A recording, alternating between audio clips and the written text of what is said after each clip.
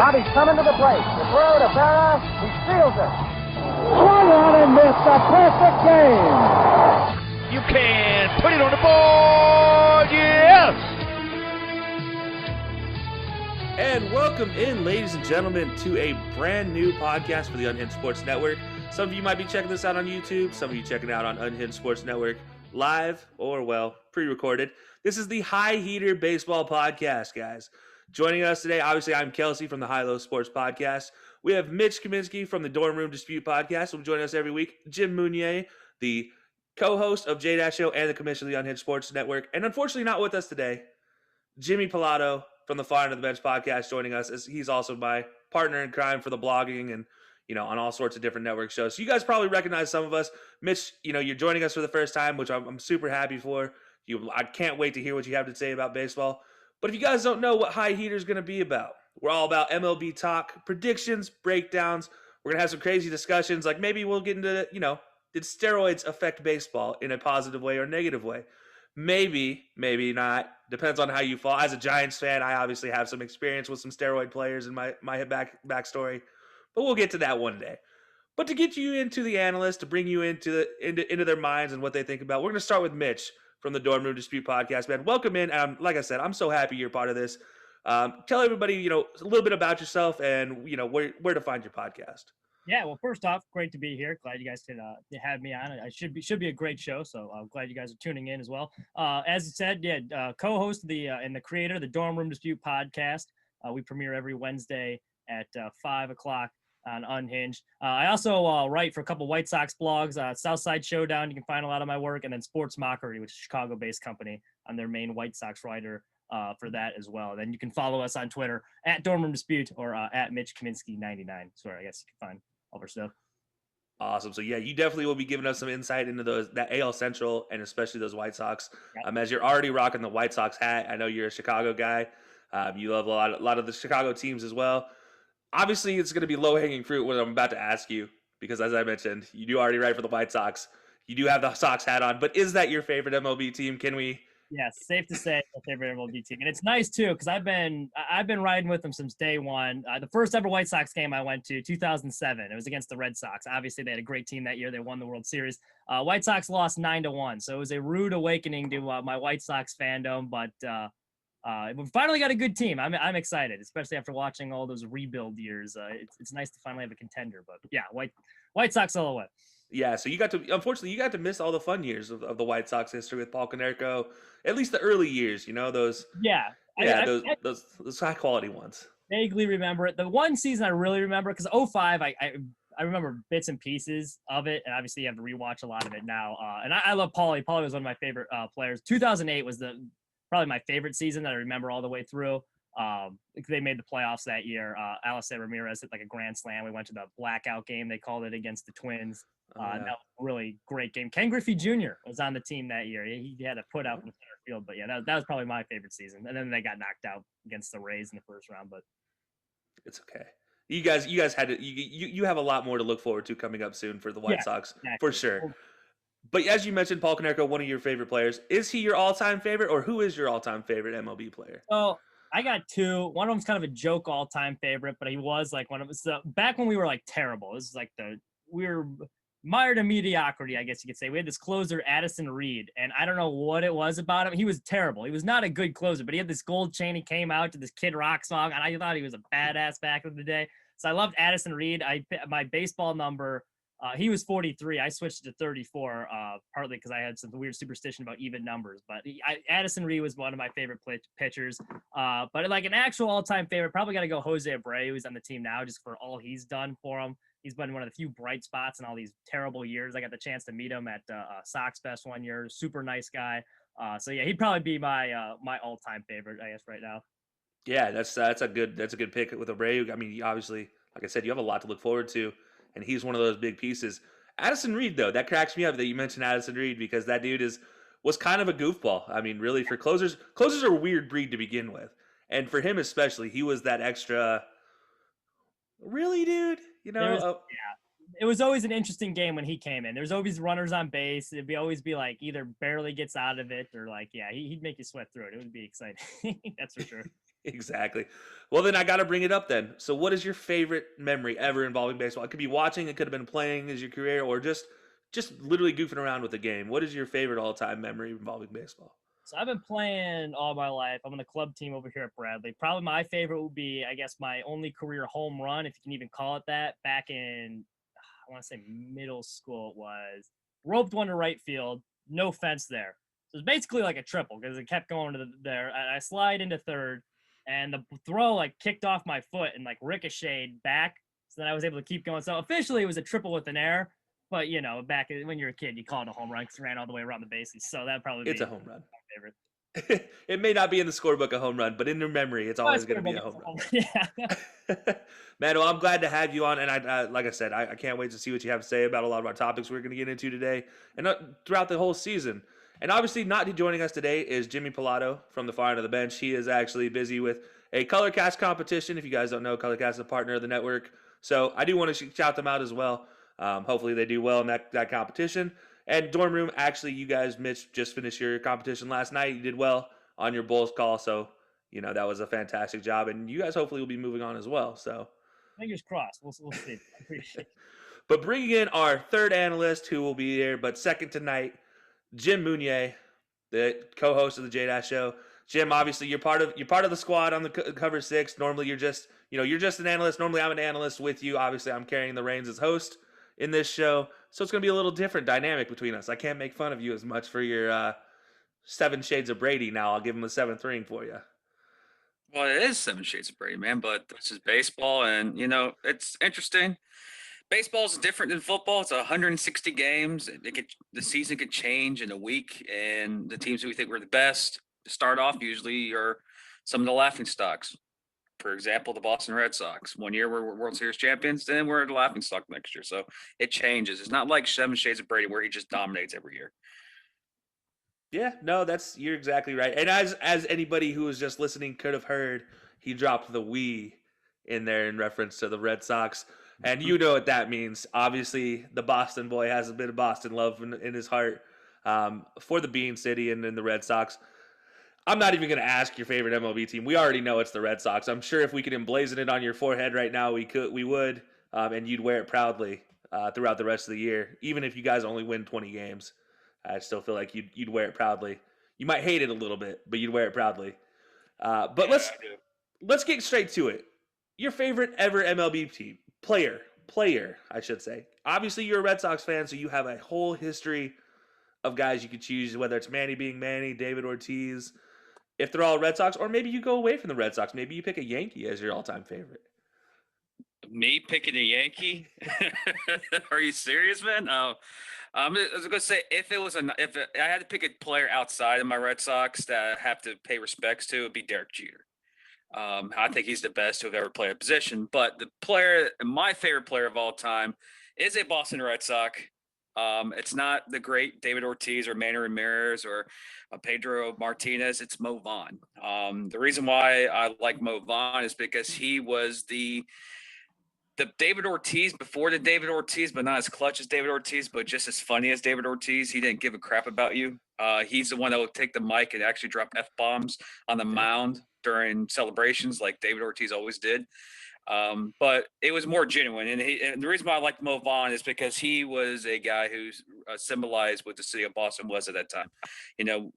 Hardworking, heartbroken. He symbolized everything. And until 2004, everything changes. So I just have early fond memories of Mo Vaughn just cracking home runs over by Pesky's pole because he wasn't left-handed, he was right-handed. So he wasn't getting over the monster. He was, hitting towards freaking the red seat out there in right field. So he's my favorite player. I still have fond memory. I have a jersey of him right now somewhere in my house.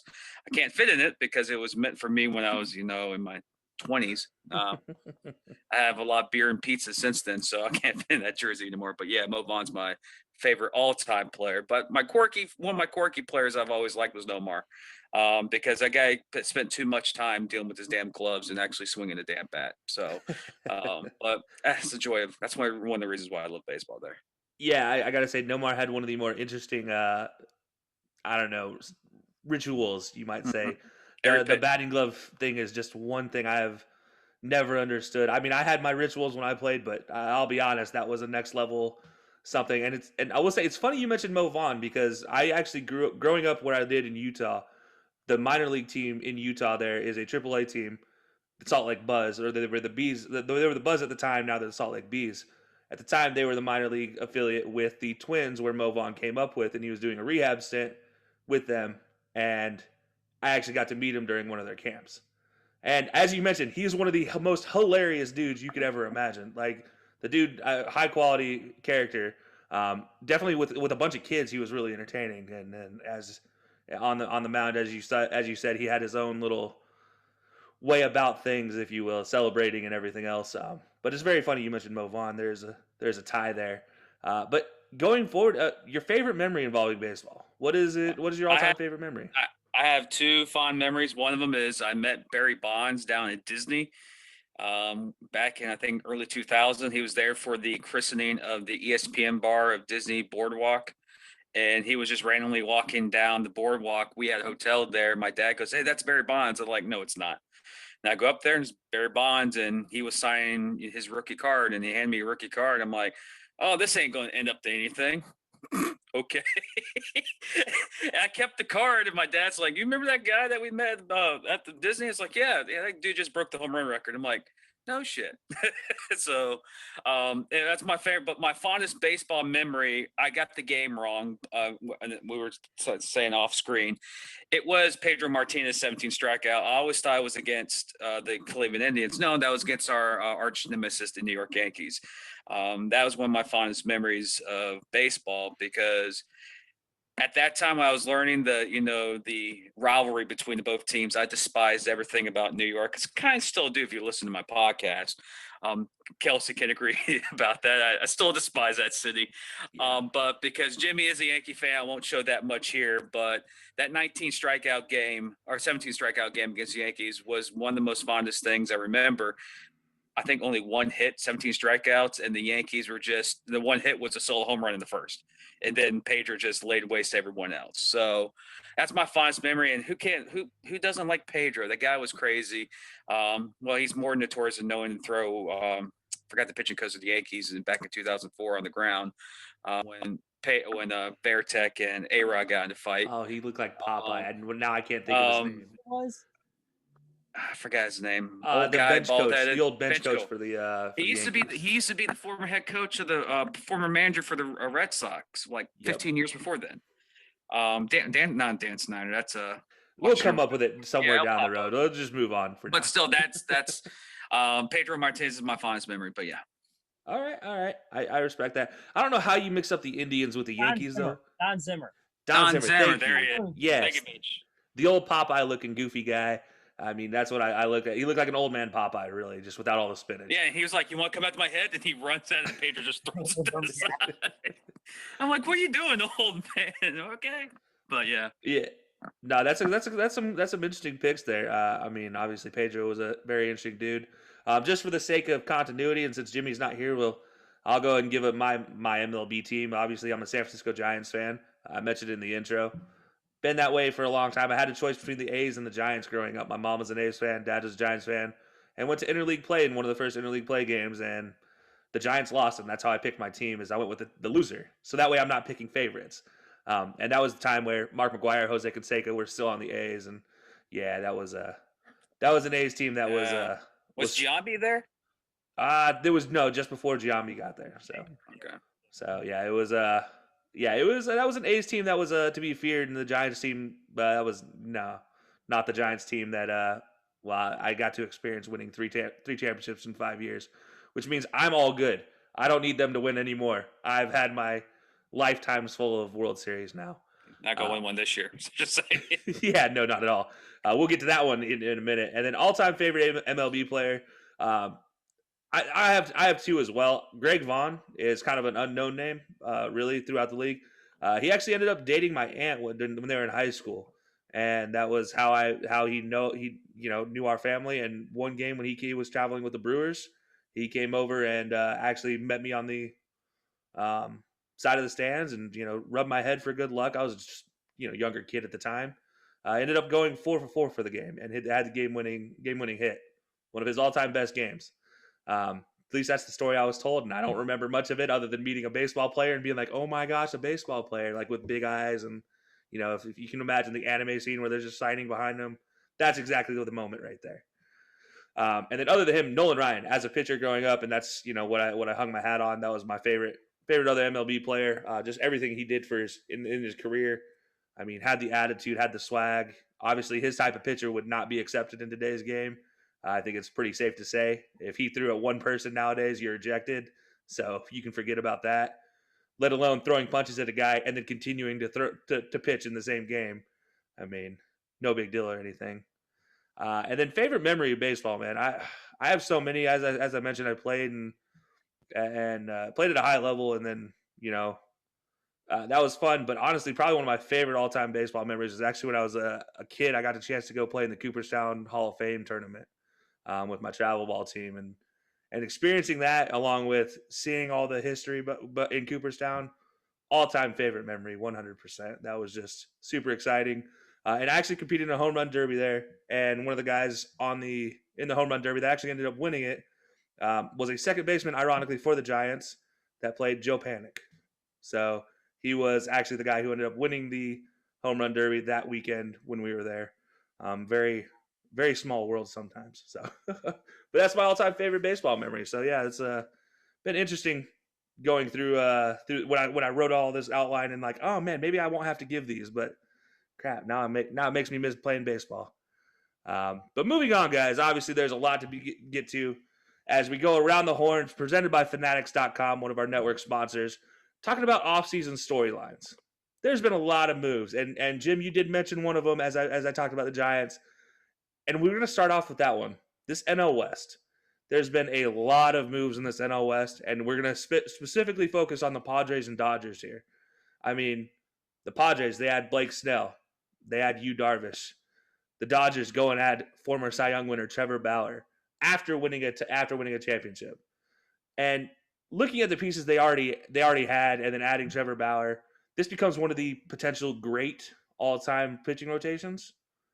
But is it good enough to win this year? And Mitch, I'm going to send it over to you for this one.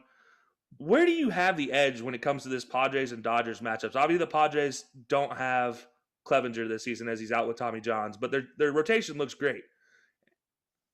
It was really an arms race over the summer for both these teams, stockpiling weapons.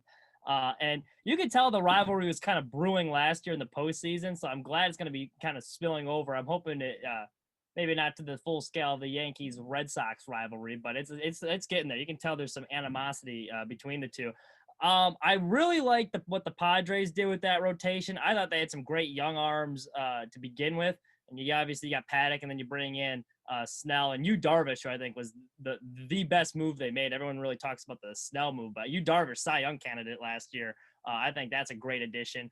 If it was not for the Bauer move, I think you could argue they would be the favorites, but the Dodgers had the second best rotation in baseball, and then you add Trevor Bauer to that rotation. So I think they have the edge there, especially with Mookie Betts, who some people arguing is best player in baseball. I still think he's behind Mike Trout, but you have that lineup with that pitching staff, and there's so many young guys like they have that could either be in the bullpen or you can see them out in that starting rotation. I think the Dodgers is a little bit too deep for the Padres, in my opinion, but it should be an interesting race for sure. I mean, if the Padres are going to be a dangerous wild card team if they don't win that division. Yeah, absolutely. I mean, I'm wholeheartedly behind that with you. This is an insane. As a Giants fan, I'm sitting back. I'm like, well, there went all our chances. Once I see Yu Darvish sign, and then Blake Snell comes 10 minutes later, and I'm like, oh well, there it all goes. And then it's like 3 days later, there goes Trevor Bauer off the market as well, and I'm just like, all right, well, I'll see you guys in 5 years. I guess that's all there is to it. Now, adding to this, the Padres did go and re-sign their superstar in Fernando Tatis Jr. and in the offseason. And Jim, sending it over to you, with them securing Tatis Jr. for a long time, I mean, and you talk about Mookie Betts also being a part of this Dodgers organization, and he's still young and in his prime. This could be a matchup we see for years to come. And what's your thoughts on this matchup going forward? Who do you have giving the edge? Are you with Mitch, on this one? Do you have the Dodgers, or what's your thoughts? Well, there's a saying that, you can't crown a champion until the other champion's fallen. And the Dodgers, in my opinion, just got better, even though they lost some pieces, but they didn't lose any key pieces. But the Padres now, for this offseason, the signing Tatis, their whole infield, I think, has the same, amount of money than I think the whole spending of the Miami Marlins. The Padres is a small market organization. We can kind of agree that they've always been small market. They're paying like freaking Boston and New York and the Dodgers now. They're tired of losing. The problem is with the Padres this year, the Dodgers are in their division. And and as a fan from the Red Sox perspective, I see this every single year. The Red Sox get someone big, then the Yankees get someone big. It's the Red Sox are back. Then the Yankees just throw us to the shades. Like, we got this. You're seeing that now out west. Well, it used to be San Francisco and LA. Now it's now LA and San Diego. But Tatis and Betts, the two young superstars, they're going to be the image of Southern California for the next 10 years. They're the two highest paid players in Major League Baseball. Tatis just basically destroyed every big major contract ever set by Major League Baseball, and it's going to set tones for future off seasons. This is going to be, me and Kelcey talked about this off screen a couple days ago. We might have two teams in this division win 100-plus games, and one's going to be a wild card team. So one team's going to play 160 games, have 100-plus wins, and might have one bad night in the wild card, and their season's done. Yeah. And that tells you how big this rivalry is going to be, because whoever wins this division is guaranteed at least 3 games in the wild card round, unless Major League Baseball changes the format, which is still rumored to happen. But it's going to be exciting. I can't wait. I don't know who. I can't wait to see Darvish versus Trevor Bauer, Trevor Bauer? Trevor Bauer, Kershaw, Walker Buehler. Those pitching rotations, just the 3-game series or a 4-game series, freaking Kansas City and the White Sox and the Twins, the Texas Rangers, like, can we get one of those guys to be our ace? I was like, their rosters are loaded, save for the Red Sox. I wish we had one of those guys. Our pitching rotation, they're pumping it up to be something, but it's shit. But anyways, but yeah, I'm really going to look for, it's 19 games they play each other this year. 19 games. And it's going to be epic. And it's going to come down. I feel bad for that rest of the division, because they're just going to get laid waste by the talent that is in LA and San Diego. Especially, too, with the Dodgers.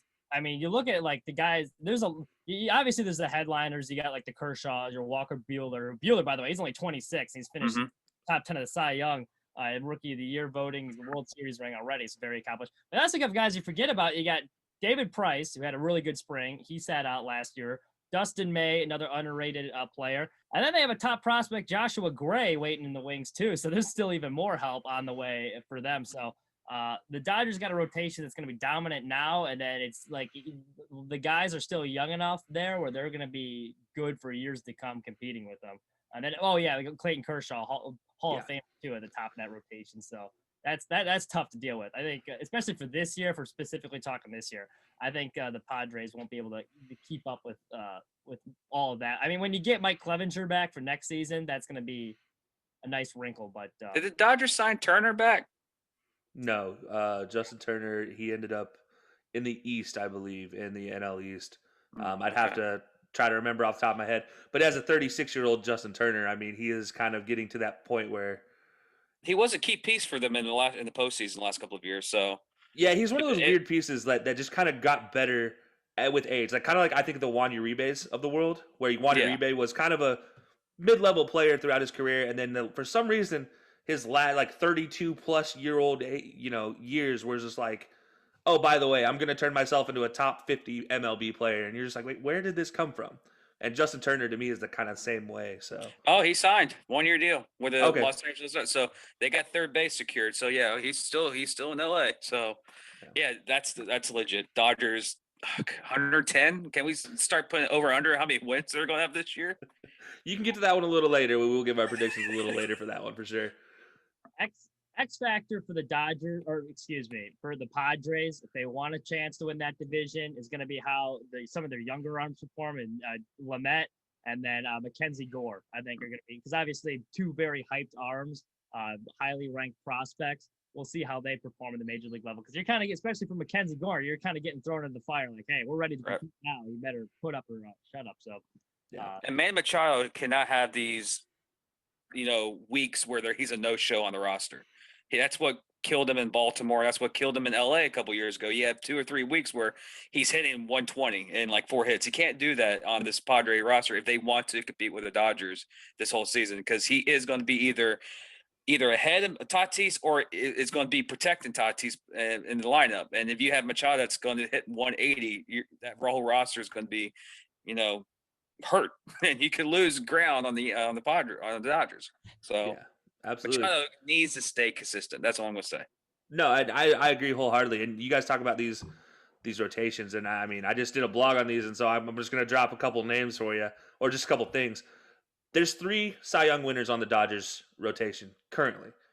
Walker Buehler, top 10. Julio Urias as well, a potential Cy Young winner if he gets the nod. And as you mentioned, he might not even be the guy, and yet he still has the stuff to be able to be a top 5 starter pretty much anywhere else.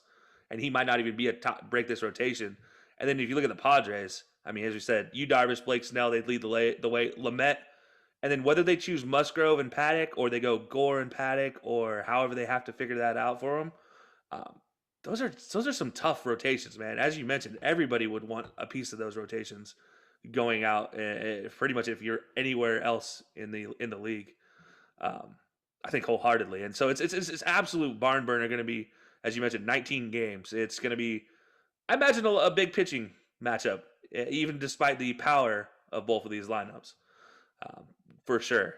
But moving on, obviously the Indians in the offseason, they announced at the end of the season they will be losing the Indians moniker and be rebranding at the end of the season, joining the running number of teams that will be moving in that same vein.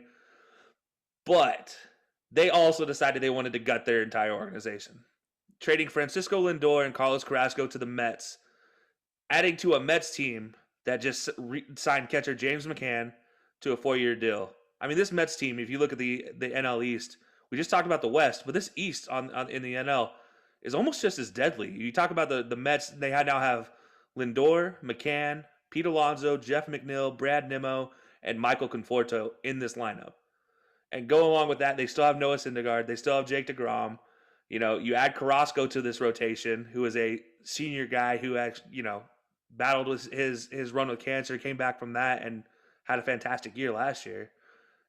Does this make them NL East favorites? Does this make the Mets NL East favorites?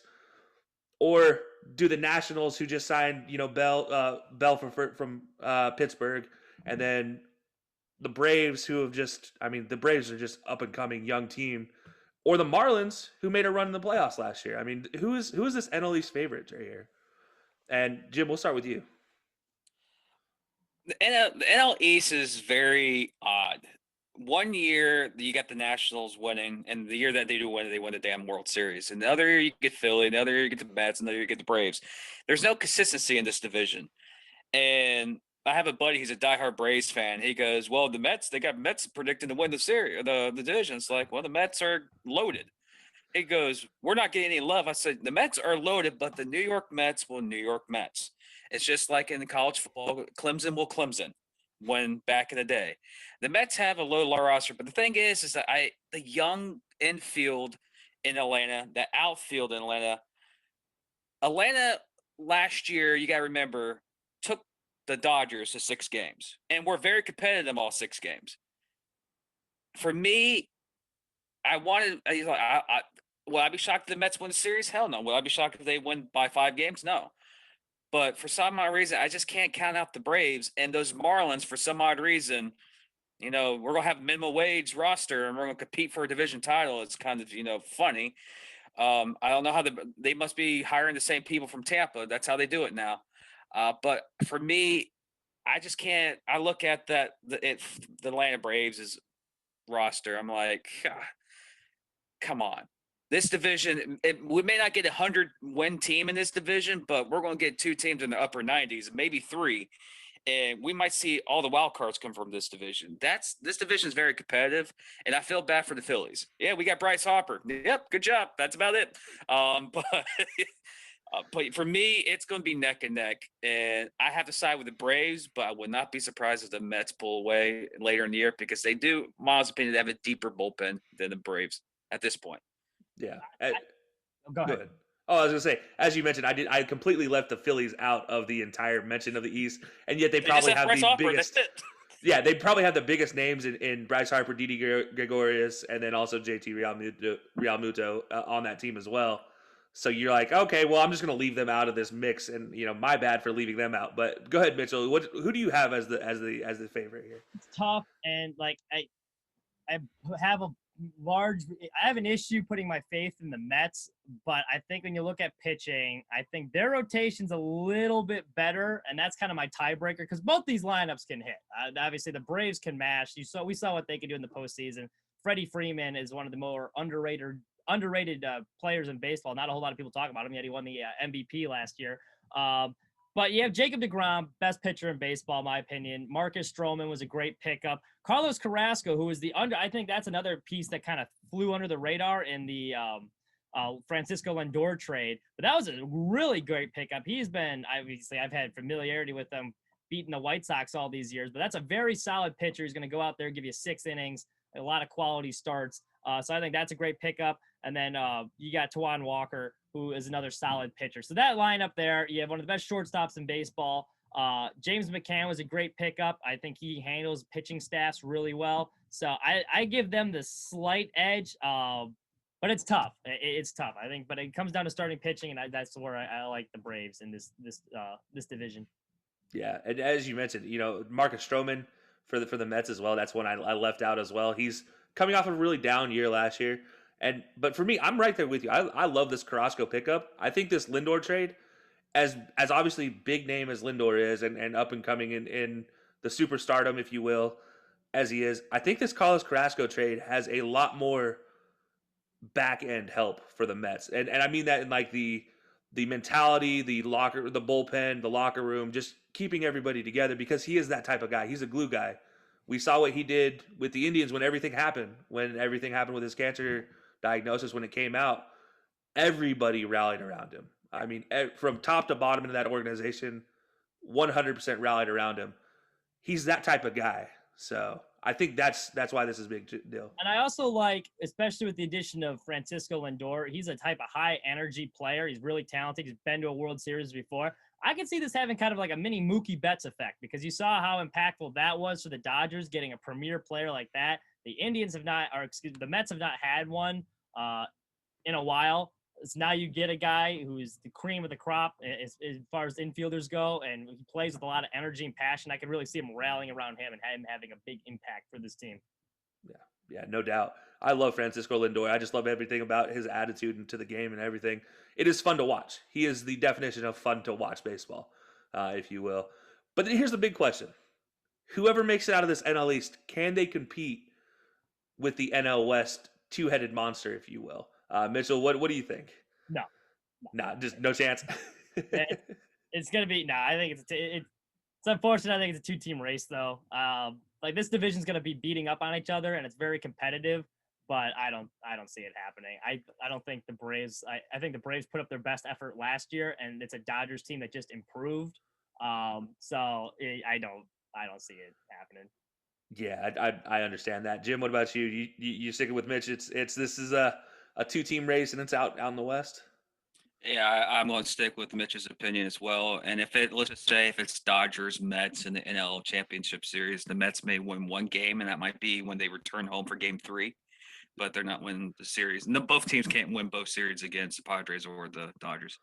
Yeah, as you guys talk about, I mean, we talked about the depth on both of these rotations. If the Dodgers have to face anybody in a series, they can run a 3-man rotation and then run up David Price and whoever their fourth starter is normally out of the bullpen as long relievers to help alleviate any pressure. So they pretty much have a plethora of weapons to just dominate anybody. The Dodgers are built this year where they can have I'm not predicting it, but they can have a major injury to a superstar and still be freaking good. Yeah. Not a lot of organizations can say that. And the Dodgers are built like that, and the Padres are built like that. I know Now the Mets can become that. There's too many questions still for the Mets right now. Yeah, and I know it's early to ask this question, and obviously you guys can tell me to shove off. We'll decide at the end of the year. But as of right now, is this the greatest team assembled in a free agent market since the free agency and salary cap issues became a thing? Jim, what's your thoughts on that? The Mets organization? No, Or the the Dodgers. Man, but there's so many good teams in the past. But has there ever been any so deep? Like, I mean, we talk about this rotation, 5 deep, easy 5 deep. I mean, really, you can say 7 deep, really, with this rotation. Well, if you look at the Yankees a couple years ago when they got Johnny Damon, Alex Rodriguez, but that's over a couple years. That's not one singular offseason. But for a singular offseason, I have to agree, yeah. But the free agency, I think the Yankees still hold the crown for that because they've thrown money at everybody in the offseason. So it's pretty hard to judge. But for one singular offseason, yeah, I have to give it to the Dodgers right now. But again, you can't roll out the Yankees. They've done so much every year. I forget how many people they've signed. They don't build anybody from their own farm system anymore. We still got to see what they do this year too. It's very early to crown them because they could shit the bed and they don't win the World Series, and I don't think you can claim that title. So if they win the World Series this year, which they're the favorites to do so, then yeah, you can make a legit case for them. But I think it's a little bit too early to be crowning anyone the deepest or best team of all time, based off of what they look like on paper right now. Yeah, I wholeheartedly agree. It's a question that has to be asked, though, if you will, because so many people, especially these pundits, you see it all the time with some of these the higher paid pundits in the world. They're like, oh, this is the greatest team. They all want the buzzwords and the clickbait and the everything. So this is, for obviously we're all baseball fans, and for us, we're all kind of like, we'll wait and see. I feel like that's a pretty consensus for across the board. It looks good, but we'll see. I mean, everything that looks good doesn't mean it's made well. So we'll see how that goes. But as you mentioned, Jim, the Yankees are a team that likes to spend a lot of money. But this offseason's kind of been a weird offseason for the Yankees. Really, the biggest splash they made was re-signing LeMahieu, a 32-year-old LeMahieu, to a 6-year, $90 million deal. And on top of that, you add in, they'll be out without Luis Severino until midsummer in their rotation. So the rotation takes a hit, although they still have probably the best overall pitcher in all of baseball right now in Garrett Cole to lead that rotation. But they're not the only team in this East that's added people. You talk about the Jays and their young stellar core. Well, they just go out and add George Springer. No big deal. Red Sox lose a few smaller but crucial pieces like Ottavino, Garrett Richards. Added a few more crucial pieces but not big names by any means. In Ottavino, Garrett Richards, Kike Hernandez, and Marwin Gonzalez, glue guys, if you will, to help keep that team going. Starters. Yeah, starters that can really play a lot of different positions across the board there. You look at Kike Hernandez and Marwin Gonzalez, they can pretty much line up anywhere, 2 through 8 essentially on the field, 2 through 9 on the field, really. And then the Rays, they lose Blake Snell, but they were still a World Series team. They still have a Rosarena out there roaming in the outfield. So the question is, in this AL East, this is jam-packed AL East. I mean, really, take your pick. As we talked about, the NL East is going to be beating each other up. Do we see the same from the AL East, or do you guys see a clear favorite in this East? Mitch, we'll start with you on this one. No, definitely not a clear favorite. I think the Yankees you have to give the edge to. I think they overpaid DJ LeMahieu, especially for how old he is. These long contracts never work out. But at the same time, as a move they kind of had to make, I don't think they could really afford to lose him. DJ LeMahieu provides so much for them offensively as far as getting on base, and you get obvious batting champ last year. So I think he was the guy they needed to bring back, and that's why they kind of overpaid for him. The two guys I'm really looking at is going to be Corey Kluber and James Talion, two new guys they added because they lost some pieces in that rotation. And that's tough to replace, obviously, Happ and Tanaka. So there's two guys that used to be aces. We'll see if they can return to form, especially because I know both coming off injuries. So those are going to be the two X factors for me as far as the Yankees are concerned, because if they can pitch like they're capable of with that Garrett Cole, And you still got a very dangerous lineup, obviously, with Aaron Judge and company. So I'd give them the slight edge. But it's going to be a tough. It's going to be a tough race. And I think the Snell loss for the Rays is overblown. I think they got a lot of value out of that trade, and they're a team. They always know how to replace guys. It's just kind of what they do. If there's a star player, they're getting rid of them to get cheaper. But they know how to replace people. They got Michael Wacha back, who I think was a nice pickup. You get who's. Crap, I'm blanking on the Chris name. Archer is still the Rays. Yeah.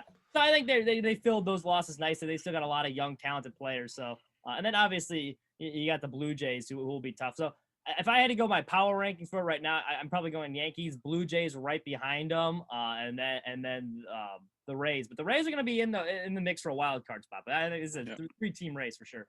Yeah, no doubt. I agree with everything you said. And you talk about those additions to the Yankees lineup. Kluber is a 2-time Cy Young winner. He's not the same guy that was there winning Cy Youngs, but he still knows how to get the job done. He's one of those evolved with age type of pitchers, and he's done it really well so far. But Jim, obviously this is a division that you hold dear to your heart. Yeah, what do you think about this division? I mean, this division is a knock 'em out, drag 'em out fight for the top, and who's going to come out on top? As much as it hurts me to say this, I think the Yankees do come up on top, but it's not going to be as big of a, spread between the second place team in this division or the third place team in the division. The Red Sox, in my opinion, will be a much better team this year and much more competitive team this year because we got our manager back. I don't know what's the deal. The whole team, for some odd reason, if you've been watching spring training, they look like they're having fun again. And that wasn't around last year in Boston. And that's Alex Cora's doing.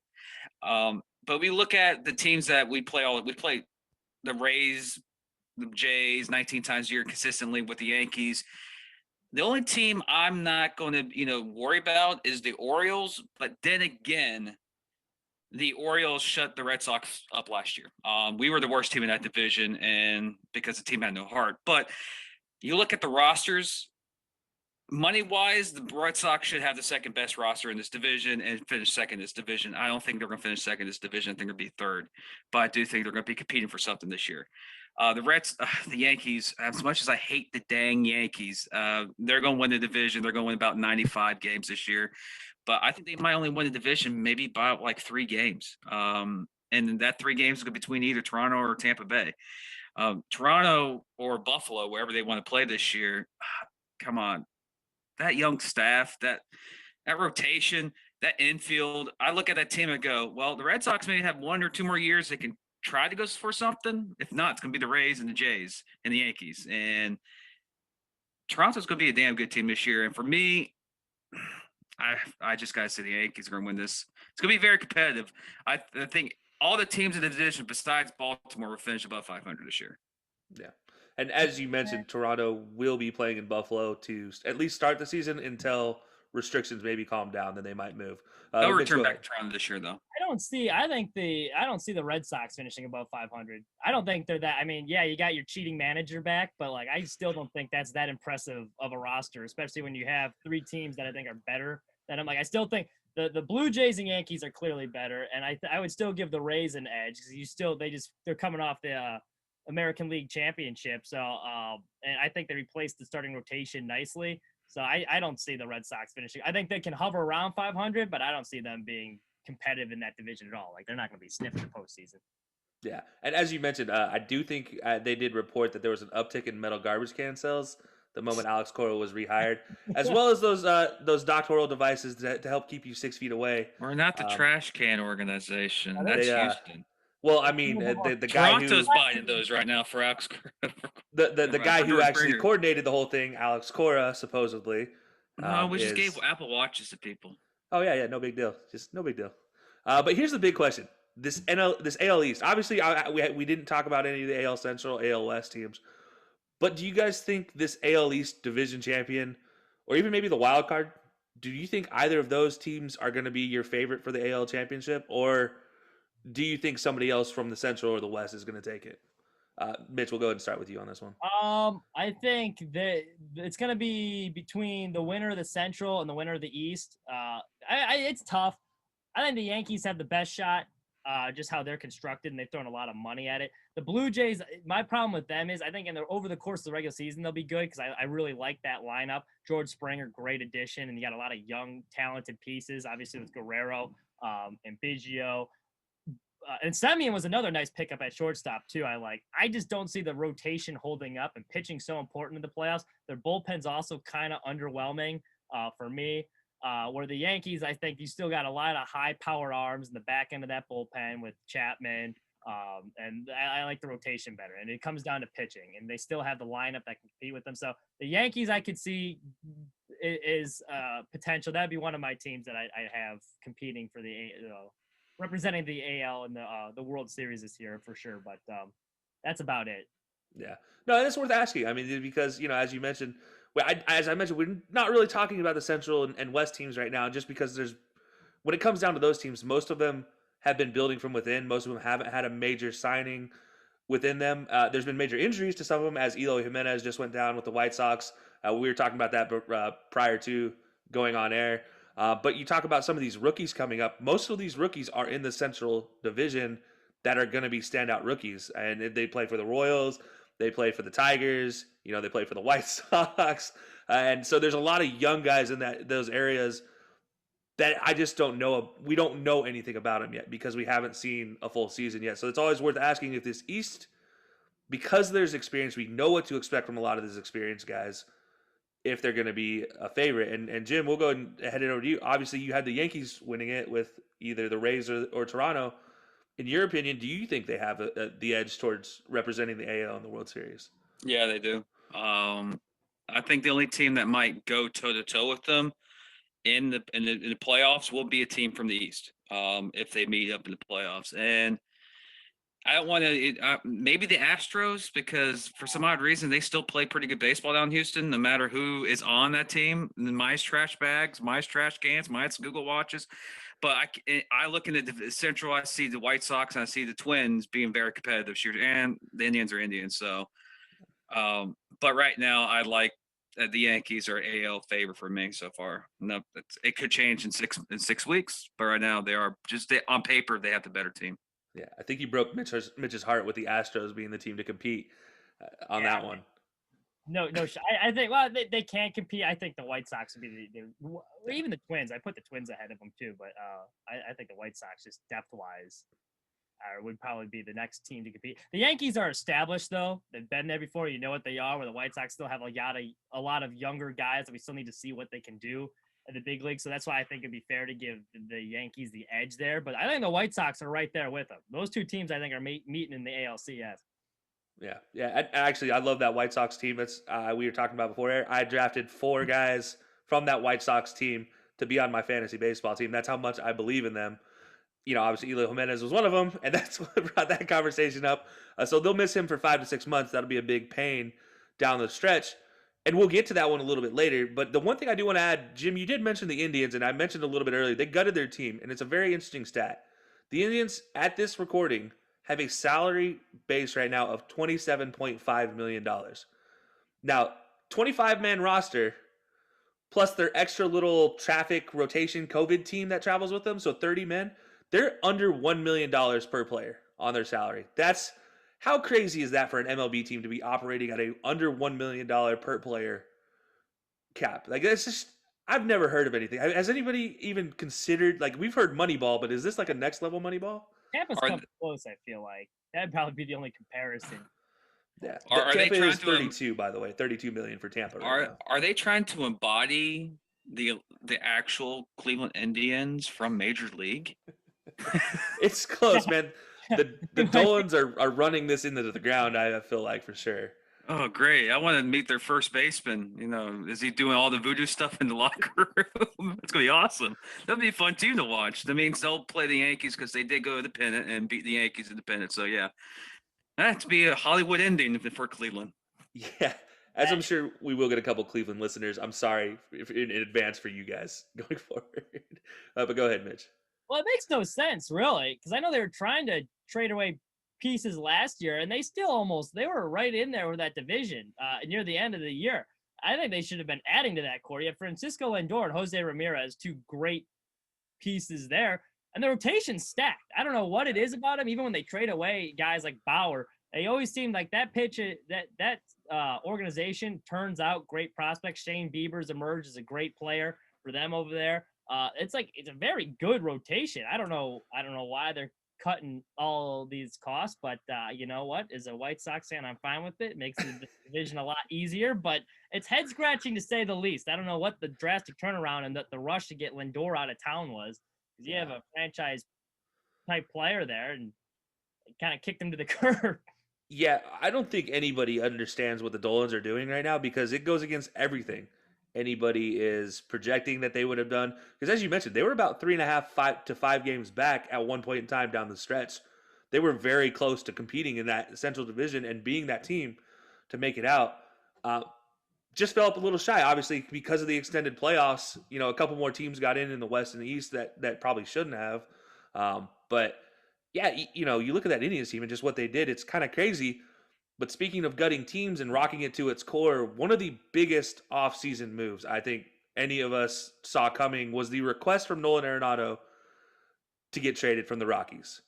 And you talk about this Rockies team, they have a lot of good young pieces. And Nolan Arenado, perennial Gold Glover, perennial MVP candidate right now in his career. Peak of his performance every day, traded from the Rockies to the Cardinals. And, you know, if Jimmy was on here, I think right now he might be in tears as we're talking about this, recanting this, because he hates everything about this move. He blew up our DMs as soon as this happened because he couldn't believe it.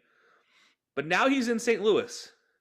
And this Cardinals team, I mean, wow, did they improve in the offseason to an already really good team. They still have Goldie at first. They have a couple Rookie of the Year potential nominees there. I mean, if you're St. Louis, we'll start with St. Louis on this one. You obviously won this trade, but how good are you really if you're St. Louis? Jim, we'll start with you on this one. How good is St. Louis going to be in this season? Well, with the Arenado trade, yep, division champions, unless Milwaukee pulls something out of the hat. But St. Louis, you got to tip the hat to St. Louis every single year. They're always there. They're always winning. They may have one year where they're a no-show, but the next year they come back full force and voila, they're winning the World Series. They just have a lot of young talent, and I know Jimmy, if he's here about Nolan Arenado being traded, maybe Colorado did him a favor because he's in St. Louis. He has a chance to win. He has a chance to get into postseason. If he sits there in Colorado, he's just going to waste away his prime career and get constantly beat up by the Dodgers and Padres. But for St. Louis, who else in that division can give St. Louis the run for their money this year? The Cubs don't look like they are wanting to compete this year. The Pirates, and the Reds are, well, they hurt my feelings last year, so I won't give you credit to the Reds. But for the Cardinals, I think they're trying to put up a roster together that can compete with the Dodgers and the Padres for the playoffs. But honestly, we're showing massive bias towards, LA and San Diego. But I just think that the Cardinals are legit the best team in that division. I don't think anyone can compete with them. I just don't think we're looking at this trade as like it's as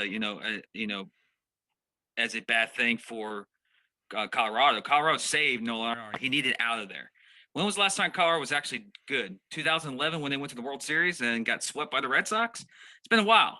I think they made a couple playoff runs in there between, but still, I think it was a smart move by Colorado. But for the Cardinals to get in him to lock up your third base, that's a no-brainer. And I think they didn't give up anything for him. That's the best thing about it. So, yeah, I mean, in comparison to what you got, yeah, definitely nothing. Yeah, really. I think they gave away some couple minor leaguers, but those are prospects, so you don't know if they're going to turn out. But for St. Louis, they're competing for this year and this year alone, and that's why I think they're going to win that division outright.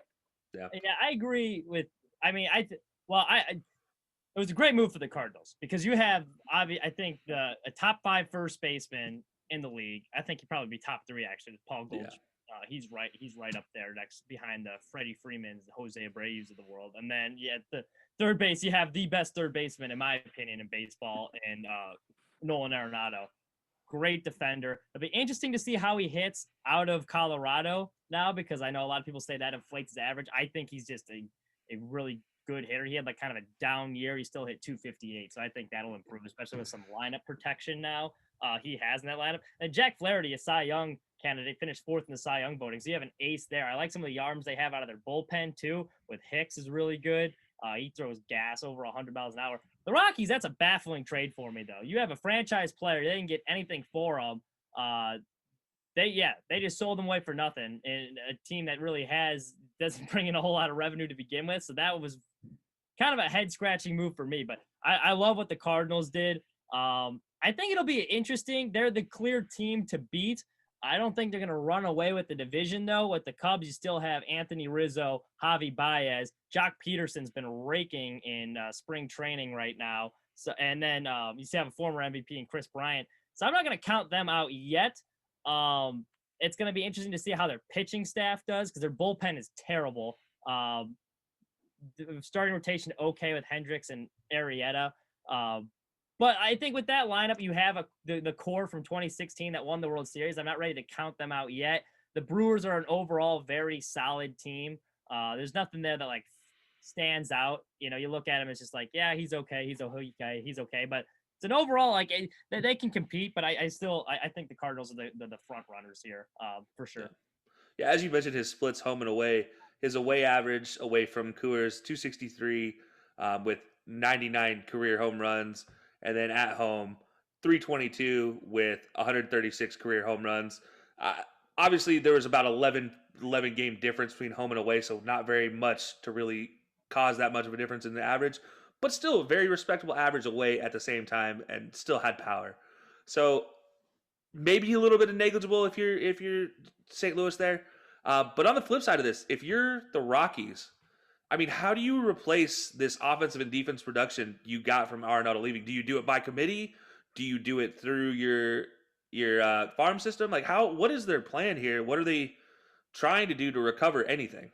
I mean, it's not a very good free agency destination. Their farm system is not very good. I don't think there is a plan. I think it was cutting costs. They're trying to. Well, actually, I don't even know how much costs they're cutting, because they're still paying for a big portion of that contract. It was just an overall boneheaded move. That's why the Rockies are the Rockies, and they're an irrelevant franchise in baseball.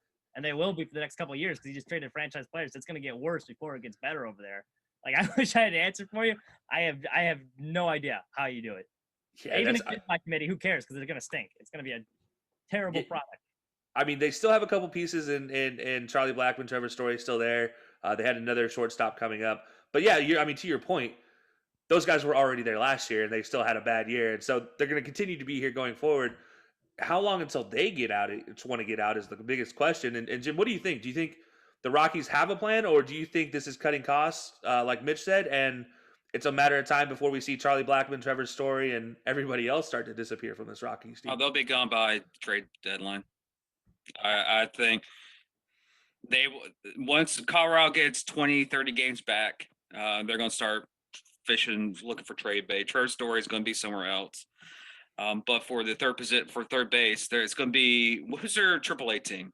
Somewhere like in Colorado. It's the Colorado Vegas? Springs. Colorado Sidewinders, Springs, I think, or no, Vegas is at the Angels. That's right. Yeah. So yeah, whoever is the third baseman in Colorado Springs will be playing a lot in Coors Field this year too. So I look at their roster, and when it trended that day, and Jimmy was blowing up our DMs, I was like, oh, who are they getting? Are they getting maybe a top prospect, reliever or something like that, or someone that can equal this production? And then I see, some trade compensations and some AA baseball player. I'm like, you're not going to even get a guy that's going to contribute this year. I don't know what the Rockies are doing, honestly. And for the Rockies fans, and for Nico and for Jimmy, you're 60 wins, maybe less than that. It's gonna be hard in Colorado this year. Yeah, to your point, they basically traded him for a lottery ticket and like half a jar of mustard pickles, and they're still paying half the contract. Yeah, to pull out a semi-pro reference, they traded him for a washing machine, basically. I mean, the Monix trade. And to actually, your AAA team that you were looking for is actually the Albuquerque Isotopes. During the whole restructure, that's how they ended up with the Isotopes. That's right. They did that restructuring this offseason. That's right. So That's been since 2020. They've been the Isotopes, which I thought it was still the Sky Sox, which was previously one of their teams. But to your point, this Rockies team, I mean, yeah, it's I'm sorry. But to wrap up this segment of Around the Horn, we're going to get into the rule changes this year because there's been some major rule changes in the MLB, but there's one that's not in the MLB yet that I do want to talk about with you guys. But we'll start with the MLB's rule changes so far. And let me preface this by saying the playoffs have yet to start, or yet to be announced the format. So we don't know exactly wildcard teams, how that's going to play out, whether it's going to be 8 teams or it's going to be the normal 6 or 5. We'll see how that actually plays out. But rule changes right now that have been announced, doubleheader games will all be 7 innings each. So just like your high school and little league games back in the day. And I remember even when we did doubleheaders sometimes in high school, it was 5 and 5. So, I mean, even shortening it, to trying to make it go by quicker. And then adding in an extra innings rule straight out of men's softball. I mean, the guy you start extra innings with a man on second. They did this last year as well. It turned out well, I guess, is their thoughts. But just these 2 rule changes for the majors. I mean, what do you guys think? Is this going to make it better, make it more watchable, make it more exciting? What's your thoughts? I don't like the doubleheaders, honestly. From my opinion, for the doubleheaders, the first game was not scheduled as a doubleheader. The first game is the original game. So that should be 9 innings. And the doubleheader, the second game should be 7 innings. I understand that, but shorten the games to 7 and 7, I don't agree with that. But they did, put that in effect last year, and they say it was because of COVID reasons. Now baseball's doing it again. COVID's kind of subsided, and they're keeping it. Now their excuse is like, oh, it makes baseball better. It's not baseball if you're taking away 2 crucial innings in baseball games, especially if it's, later in September when these games matter more than, opening weekend. So I understand 9 and 7, but not 7 to 7. Yeah, I understood it during COVID because you needed to get these games in. So if you had to do 7 and 7, it's fine, and because they were in a kind of a time crunch. But now I think it's ridiculous. I think baseball, you get 9 innings, 3 outs is just kind of the things associated with the game. It's one of the best games in the world. Why are you trying to alter it and change it? I hate the extra innings rule. It's a gimmick. Yeah, I'm not a fan of either of those. The one rule change I do like, and I consider myself more of a baseball purist, but this one I think it will help the game in the long run, is expanding the playoffs, which I think they ultimately, obviously you mentioned they haven't announced what they're going to do yet, but I think they kind of got a taste of it last year, and with the expanded revenue you get from more teams being in the postseason, I don't think they're going back to less teams. Mm-hmm. So I think especially because a lot of these teams are in a financial crunch already. You lost a lot of money last year, and they saw how much it brings in with more teams in. So I think it's going to be expanded once again this year, I believe. And I'm fine with it because there's a lot more teams near the end of the race. And obviously when you go racing like the pennant race in September, October, you want it to be exciting. When there's more teams involved that have a chance to make the playoffs, it makes it more interesting. You got a team like the Marlins usually have no business being in the postseason, and they're battling for a playoff spot. So it makes it interesting. I do like that rule change, and I think that they're gonna keep it this year. Yeah, and I'm with you guys. I don't like this doubleheader thing because to me it takes the middle rotation, and it takes your setup men. It takes all of that. It takes the planning for a pitching staff completely out of the game. I mean, there were times like. I remember high school little league games where we'd run 2 pitchers through a whole 3-day tournament, and we'd be fine because one pitch is 6 innings, 1 pitch is 1. 1 pitch is 6 innings, 1 pitch is 1. And nowadays, quality start requires you to go 6 innings anyways, so you're already there if you're a starting rotation. And it's just, to me, I look at it like this: if I'm a pitcher and I throw a perfect game in a doubleheader, does my stats count less than a perfect game in a 9-inning game? And would I be disappointed as a pitcher? And that's my big thing. It's like that would bother me. But what do you guys think? If let's say we get a perfect game during one of these 7-game doubleheaders, is it kind of get an asterisk next to it, or what do you think? It should, but it won't. Yeah.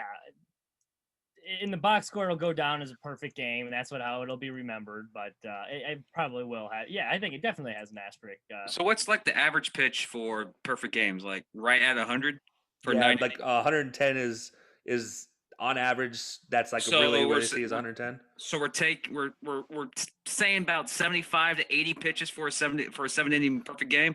Yeah. You still got 30 more pitches left in the tank. That's when we get to the no hitters and the perfect games, the suspense happens in the 8th and 9th innings. They don't happen the 7th innings when the conversation starts being talked about during maybe in the crowds or at home, but the media people don't talk about it until we get to the 8th inning. If we have a guy that's going to do a perfect inning or perfect game in the 5th, like Yeah. The second time through the rotation, we're going to be talking about a perfect game at this point. yeah, and that's why I hate because the set baseball. We all love baseball here. I can watch an entire baseball game no matter what day it is, and no matter who's playing. And people say, "Oh, it's so boring." It's like, no, you got to learn the strategy of the game. The problem is MLB is trying to excite so much, they're destroying the foundation of the game itself. And you don't see it in college, you see it in major league and minor leagues. But it's the short-term memory span that our society is today for the game, and it's ruined it. But God, it's going to take a while to get adjusted to it. We'll let Jim get off his socioeconomic milk carton right now. But we're going to actually move to one of the rule changes, like I said, is not in MLB yet. However, it is in the minors in AA. They're working to limit shifting. As we talk about some of the managers in the majors and strategy, like I think Joe Madden and some of the craziest shifts ever heard of, and he's pulling them out. This is a rule to kind of limit what that is. And it's limiting shifting, and they're going to try this in 2 segments. They're going to do this in the first half of the season and then also second half if they get positive play. So limiting shifting by requiring at least 4 players in the infield during play, a.k.a. both feet have to be on the dirt from the infielders prior to this pitch. So that's the first half of this. The second half of this is if the first half was deemed positive, they will then require 2 players to be on either side of second base before the pitch. So, again, they say before the pitch, so limiting the fact that they could shift after the pitch and all that. Is it good for baseball to eliminate some of the craziest shifts we've seen, or does it take away, as we've talked about, the strategy from the game? No, it takes away the strategy, for sure. I mean, shifts have been around since the beginning of baseball. You look at a guy like Ted Williams. He was getting shifted all the time, and he hit 4. He had the highest average of baseball because he knew how to hit. He knew how to beat a shift. If you're a hitter, quit bitching about the shift so much and learn how to hit it to opposite field or lay one down the line. Don't always pull the damn ball, and you won't have to shift it. Like, that's on the hitter to beat the shift. I'm all for the manager. I like the strategy of the shift. I think and you talk about pace of play too. That's a way to increase more outs. You go by the analytics and you want the game to keep moving. That's a way to do it. Obviously, I know they want offense, but I think it's a ridiculous move. I like the strategy in it, and that's on the hitter. Learn how to beat a shift. Quit whining about it. It's like Jim Irsay and the Colts after they lost the AFC Championship game and they were complaining about the pass interference rule. It's like the same thing here. If you're a hitter, just beat it. Yeah. And Jim, you and I have had discussions about this, and actually, we went the exact same way that Mitch just went. If you're a hitter, learn how to hit. I mean, literally taking away the shift. Learn how to fucking bunt. Yeah, taking away the shift takes away the art of hitting, which we're already working at taking away the art of hitting anyways. Tony Gwynn is probably rolling around, rest his soul. God bless that man for what he did for baseball. But he's probably rolling in his grave every time he sees, hit angle, the exit velocity, everything, all these extra stats that help you hit more home runs that result in pop-ups or strikeouts. Mm-hmm. He's probably rolling in his grave. And now they're like, you guys can't hit to a wide open third base side. And he's literally just like, we're talking about a guy in Tony Gwynn who had a hole, 3-4 hole scripted on his shoes. I mean, literally, like, he just to remind him to look opposite first. Like, we're talking taking this away from the game and eliminating shifts. Jim, I mean, obviously, this is a crazy, crazy thing, right? I'm not just the only one. Me and Mitch aren't the only ones that think this is crazy. No, you're not, because I want to say there's an article about it from the Boston Globe last year. Mitch Moreland, who, I don't know where Mitch is at. He was in the Padres before he got traded from Boston. He was told to bunt in the massive, shift. He's even in the post game said the last time I bunt was in my sophomore year in college.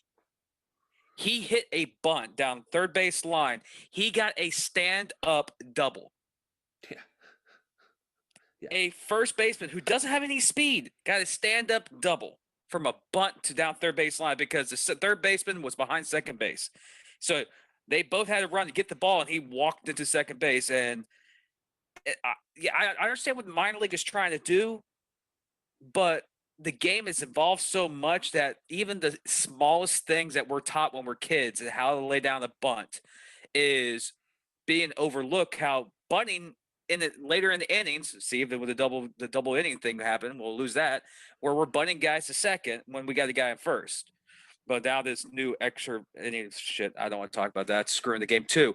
But Mitch Moreland even said in his interview, yeah, it's the first time I've ever bunt since my sophomore year in college. He won the game because he got to second base, and I think Verdugo hit a single the next inning, and it was like the only time we beat the Yankees last year. And it was just ironic. I'm like, that's your first time butting since freaking college? Yeah. What are they doing? They're just forgetting how there's a wide open space there, 90 feet. Put down the bunt, make sure you get past the pitcher, and you're on base easy. And I agree with Mitch. Like, learn how to hit oppo. Players that hit oppo end up in the Hall of Fame. Yeah, 100%. It's easy. I mean, look, we talk about it. Maybe I'm old school when I say this, but I was taught very simply: hit the ball where it was pitched. And you see it all the time. You see hitters who love to pull the ball. They'll pitch them outside, and they pull the ball, and it's just a number off the end of the bat, and they get thrown out at first every single time. And they don't, you don't see, you see them not hitting with the pitch, and you see it all the time now. Now these guys are focused on the angle of the contact, not just on hitting it where it's pitched. And it's just like, barrel the ball up where it's pitched. You're going to get a base hit 9 times out of 10.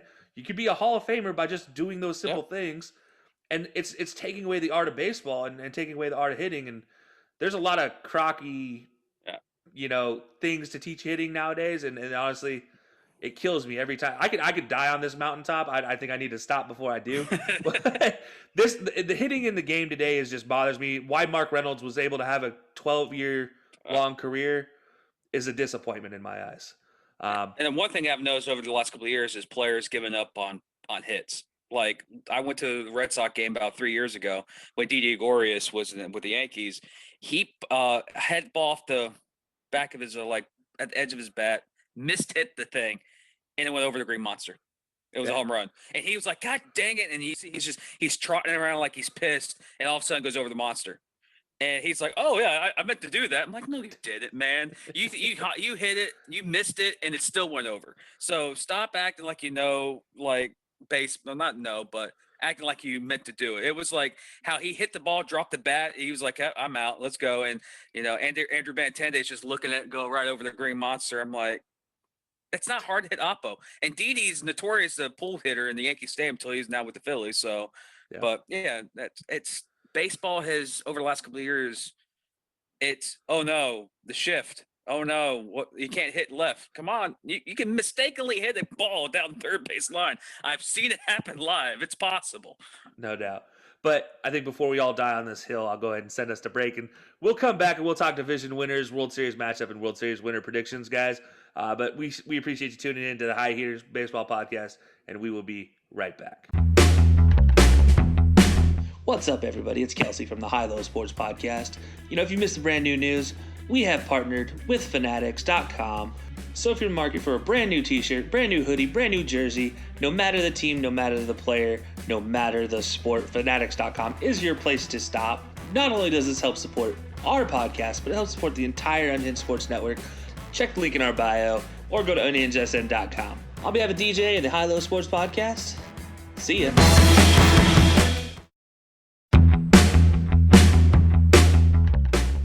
What's up, everybody? It's Kelcey from the High Low Sports Podcast, and we recently partnered with Fubo TV. What is Fubo TV? Fubo TV is a service to broadcast live TV over the internet, no cable required.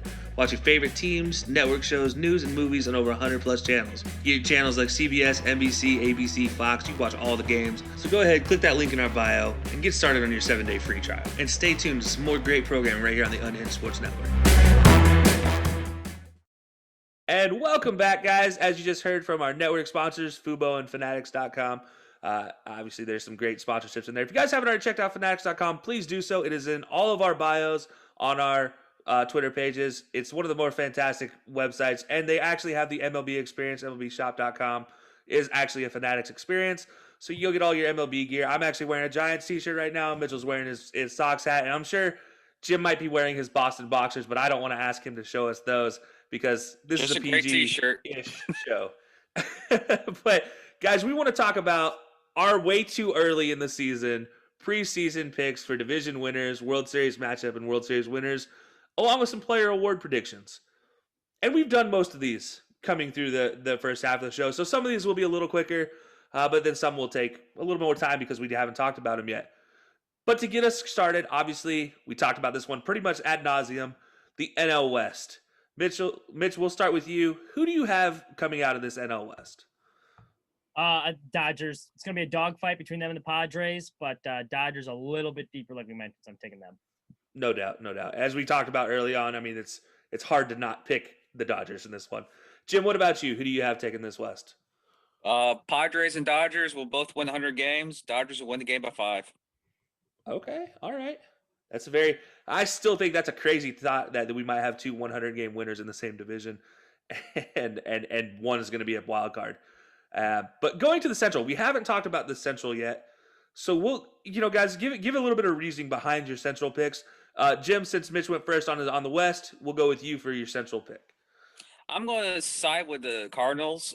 They made an effort this year to shore up their lineup and go after Nolan Arenado. They're going to go full bore to win this division outright and try to compete with the Dodgers and the Mets and the Braves. So I have to stay with the Cardinals here. Okay, very safe pick, very good options. I mean, Mitch gave you a lot of good reasons to pick the Cardinals early on in the first half of the episode as he went through some of the potential Cy Young winners, Rookie of the Year winners. Plus, you talk about Goldie at first base and Arenado at third. Talk about locking down your corners. But Mitch, what about you? Are you sticking with your Cardinals? I'm sticking with the Cardinals. Now, I will say this. I actually think top to bottom is going to be one of the more competitive divisions in all of baseball. Because like I said, the Cubs still got their core from 2016 for the most part. So, and I think Baez is going to have a bounce back year. I don't think he will be as bad as he was last season. And Jock Peterson's looking like a really nice pickup for them early in spring. And then you also got the Cincinnati Reds. People forget about them because Trevor Bauer left.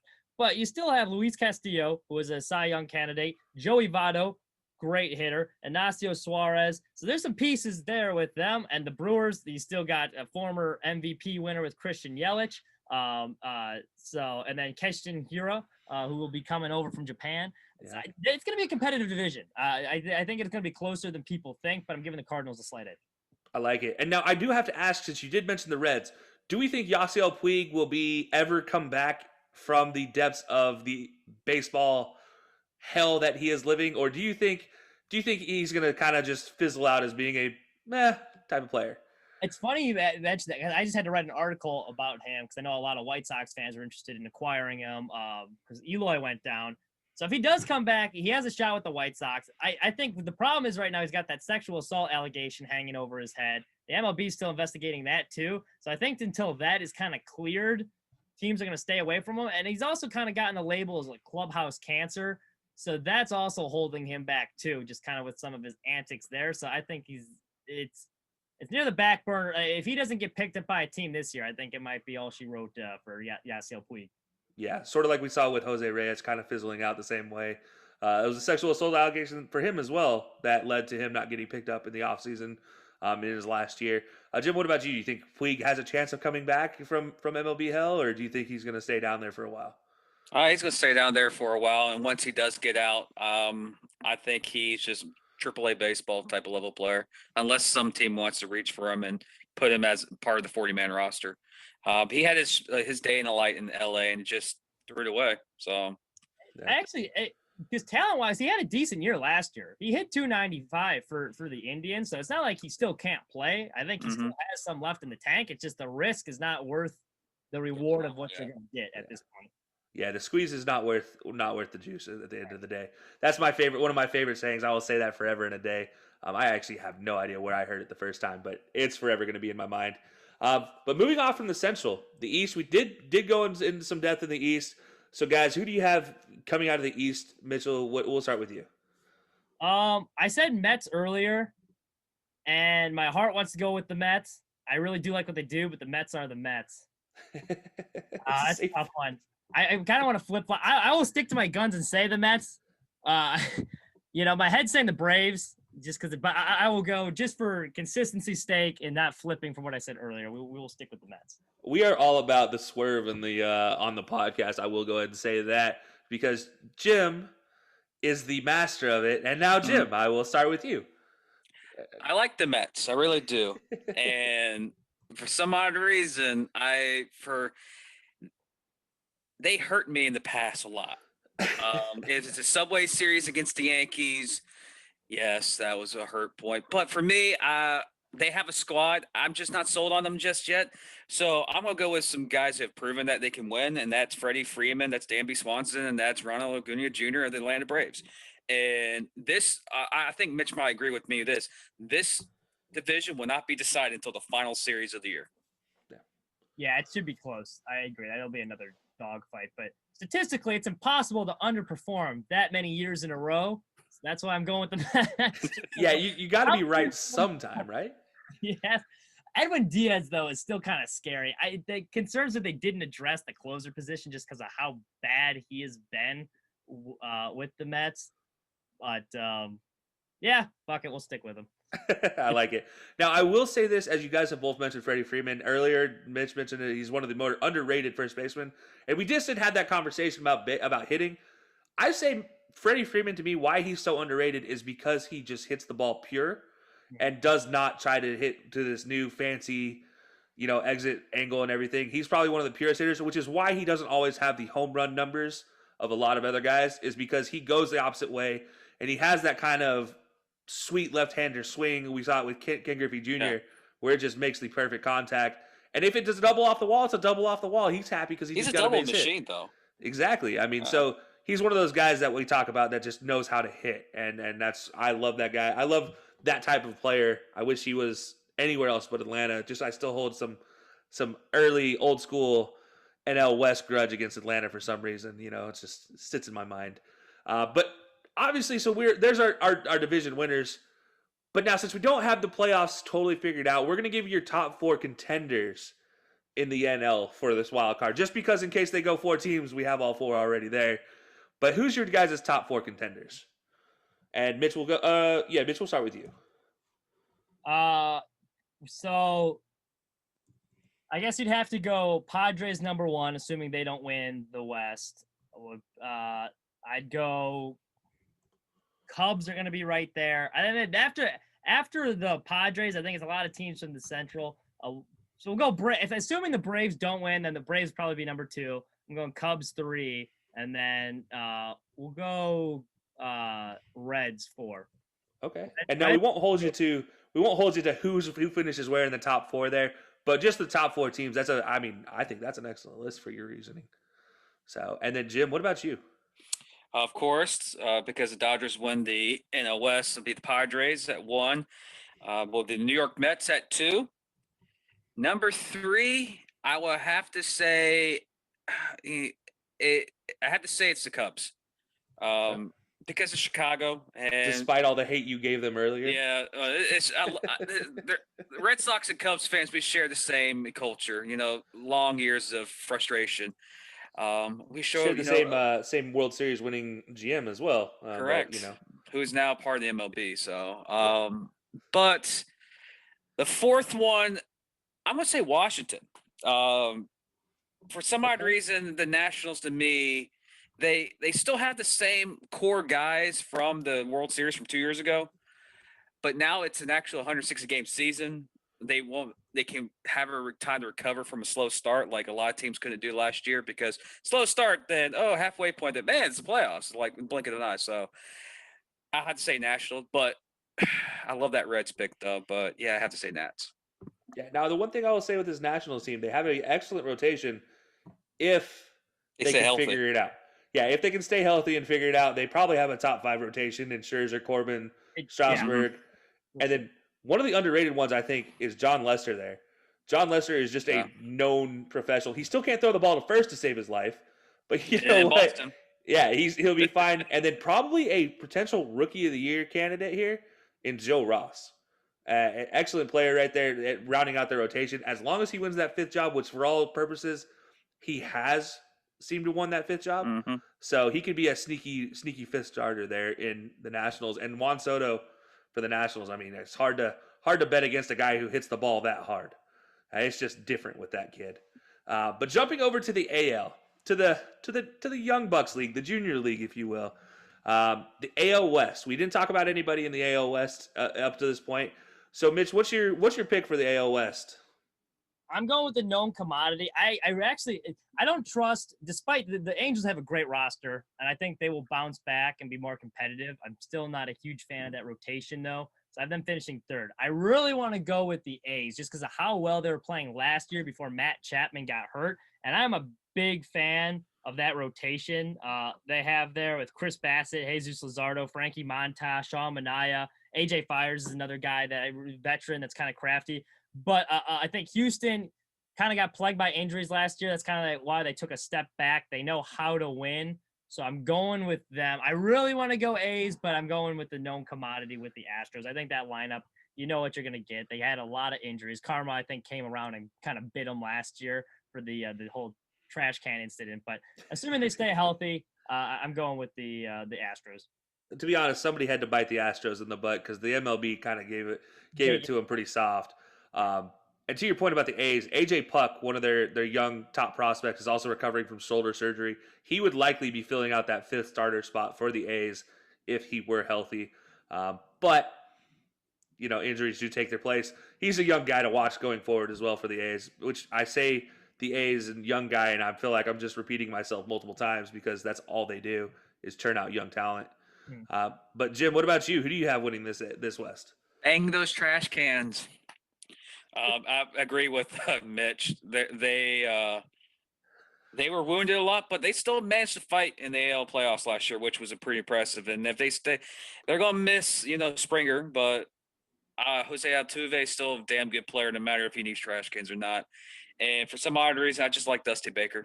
I agree. I forgot to mention that too, but that's an excellent point. Dusty Baker's he got that team playing hard for him near the back half of the year, despite the fact that we're not going their way. And he's a good manager, even though he was managing the bad Cincinnati Reds team when he was there. He was decent in the Cubs. I've always liked him, so I have to tip the nod to the Astros. I don't think they're going to do anything, but they'll win that division. Yeah, I have a very large soft spot in my heart for Dusty Baker. So I love any talk of Dusty Baker happiness is sounds great to me. I love that the guy for what he did in San Francisco and just how he carried himself and how he continues to carry himself despite absolutely everything that has been sent his way. I mean, the guy's probably gone through more accusations than anybody else that were baseless accusations towards his character, and he's gone through them and successfully navigated his way through 30 years now in the pros? Almost 40? It's been for a while, yeah. So, he's led, two teams to a World Series championship and potentially a third right here at the Astros if he can do it. So, or to at least a World Series berth. Did he lead the Giants to the World Series? Not to a championship, but to a berth in 2002. He always seemed to lose the big game, which was his problem. It happened in Chicago too when they had a really good team in 2003 with the Giants, obviously. So that's just kind of been his knock. And then last year, I guess ALCS too. Yeah. So he gets them there. He gets them close, but he's just got to get over that hump. Kind of like Andy Reid. He's the Andy Reid of the MLB, and I think eventually he'll get over that stigma. Because I think he could, if he has a World Series or a couple World Series, you can put him down as one of the better managers of his era. It's just unfortunately he doesn't have that. So, did he win one with the Nationals? I just thought about the fact he was at the Nationals for 3 years. I don't think he was with the Nationals. No, I think he was with the Reds at the time when the Nationals won it. Okay, I'm just making sure. Yeah. I could never remember that timeline, where he bounced around. He's a journeyman manager, if you come to think of it. Which is kind of crazy considering how good of a manager he has been. Yeah. But jumping over to the Central, Mitch, your division that you hold dear to your heart. And we'll start with you on this one. Who do you have pulling it out? You mentioned the White Sox earlier, but is that who you're gonna stick with? Yeah, there's a 2-team race between the Twins and the White Sox. I think the Indians, they're blowing up the roster. They're not going to be competing. The Tigers, we're all over that team. I know there's some young prospects they got. The Kansas City is going to be the funnest bad team in baseball. I think they'll hover around 500, but they are improved. That will be a fun team. But it's a 2-team race. No team has I don't think the Twins have the depth as the White Sox do. Now, offensively, you got the Bomba squad there. I don't think they'll be able to hit at the same clip they did 2 years ago. Josh Donaldson will be a big X factor. And I do like the rotation a little bit. But if you look at the White Sox, you got Lucas Giolito as your ace, who I think's established himself as one of the best pitchers in baseball. Dallas Keuchel knows how to win, World Series ring, Gold Glove winner, Cy Young winner. And then Lance Lynn was in the day of 3 guys that finished in the top 10 for the Cy Young last year. So I think that's the start of half the rotation, which is phenomenal. Number 4, you got Dylan Cease, electric stuff. Yeah. The new pitching coach they just brought in, and he's looked excellent during spring training. And the bullpen's the best in baseball, period. Liam Hendriks, the best closer in baseball. He was named the best reliever in baseball by MLB Network. Aaron Bummer, their setup man. Not a whole lot of guys know who he is. Left-hander. Ethan Katz, a pitching coach, called his sinker the most impressive thing he's ever seen. He had a great year last year. Evan Marshall had a sub-2 ERA. Cody Killoyer. And then Michael Kopech, prospect. He's missed the past couple seasons. He throws over 100. He's going to be back. He's looked excellent during spring. Garrett Crochet, their first-round draft pick from last year, big left-hander. He throws over 100. He's going to be in the bullpen as well. So they have a lead over at past the 5th inning. I mean, it's over. That's a great – and Tony La Russa loves to win with the bullpen. He kind of revolutionized the way bullpens were used in his time with the Cardinals. And that was his philosophy. Steve Stone, who's the White Sox broadcaster, this was back in his days with Oakland when he was managing. He asked him what his manager philosophy was. And Tony La Russa wouldn't tell him. But he's like, I'll tell you this, my team's going to win the 7th, 8th, and 9th innings, and that's what this White Sox team's going to do. Now, the Eloy Jimenez injury, before I get too deep into this, I'm sorry, I'm a big White Sox guy here. But that hurts the middle of the lineup, which sucks. But I think you have so many guys there with Jose Abreu, MVP. Yoel Moncada had a bad year last year, but that was mostly COVID-related. I think he bounces back. Tim Anderson, former batting champ. Andrew Vaughn, who I think could be Rookie of the Year. And then Yasmani Grandal. He's one of the better offensive catchers in baseball. There's so much depth in that lineup. They can overcome the Eloy injury. It hurts. But Luis Roberts going to be better. Another guy. Just top to bottom. I mean, you name it. There's not a whole lot of weaknesses on this team. So I think they run away with that division. I think Pacoda screwed them. They have them finishing 3rd. I don't know how that happened. But that's a team that I think is going to be competing in the World Series this year. Now, I will say there's one name. I'm actually really surprised you didn't mention him because he's my AL Rookie of the Year, one of my favorites for the Rookie of the Year. That's Madrigal, Nick Madrigal. Oh, Madrigal, yes. So, I think, and that's his goal that he said was to have 3,000 hits for his career. He doesn't strike out at all. Sure-handed second baseman. The only reason I don't pick him for Rookie of the Year, I think Andrew Vaughn's gonna. I mean, we'll talk about that later. But I got to see Andrew Vaughn winning that. I'm a big Madrigal guy too. Yeah, no, he's one of those quality contact hitters that I love to talk about. He hit 340 in 19 appearances without striking out last year, which is wow. He's a dying breed because not a whole lot of guys hit for average anymore, which is why it's so refreshing. But when you put the ball in play, good things happen. Yeah. You can force a mistake, and he's fast too. So definitely a big fan. Oh, absolutely. I love watching those type of players, especially when he adds defense on top of that. Now, Jim, you've heard every reason to pick the White Sox. Are you going to pick the White Sox as your AL Central? Well, I do agree with Mitch about being a 2-team race, but will it really be a 2-team race come to September when the White Sox have a 12-game lead over the Minnesota Twins? I think it's more of a runaway than a 2-team race, in my opinion. But yeah, I got the White Sox. They caught my eye last year because of Moncada. And of course, you got the old man Brave there. So old man. 27, 26. He's been there for a while. He's been there. 33 now, I believe, because he was a rookie. Yeah, that's true. So he's been there for a while. So he was an old rookie. Yeah, that's right. But yeah, I got the White Sox. Like Detroit's going to be Detroit. Kansas City might pull off a couple of upsets, but they're in no shape to contend right now. And Minnesota just has a lot of playoff experience, but they don't have a lot of young playoff experience because White Sox now have playoff experience from last year. So I like the White Sox in this one. I have to tip my hat to Mitch and his team, but yeah, the White Sox will win this division. I don't think they'll run away with it just because of just to give some respect to Minnesota and because there's a lot of easy wins on that schedule with Detroit and with Kansas City. And because Minnesota does have a solid rotation. You got a good lineup with Donaldson, all of them. So I don't know if necessarily run. I don't know if it's going to be a 12-game lead, but I could see like 5-6 as comfortable margin. Yeah. And you did mention that Detroit team, probably the one bright spot on that team. Miguel Cabrera coming in looking healthy for the first time in really since he ended up in Detroit. I jokingly tweeted that he's Twiggy's checking in because he looks like a absolute just monster right now. I mean, he looks healthy. like he did in his last couple years in Florida at the time before they became the Miami Marlins. And then also Casey Mize, their young rookie pitcher, who had rated the nastiest off-speed breaking pitch in all of MLB last year. If he decides to start throwing it more, maybe he's actually has some success. We'll see. I have a little bit of love for the guy. He's an Auburn guy just like me, so I have a little bit of love for the old Auburn guys. But I hope he doesn't get beat up too much. But if he doesn't throw that pitch, it won't be pretty for him. But moving to the AL East, as we talked about, Jim, the division you hold dearly. We talked about this one a lot in depth earlier. So we'll start with you, Jim. Who do you have taking this division? God dang Yankees. Those Bronx Bombers. All right. Their lineup is loaded.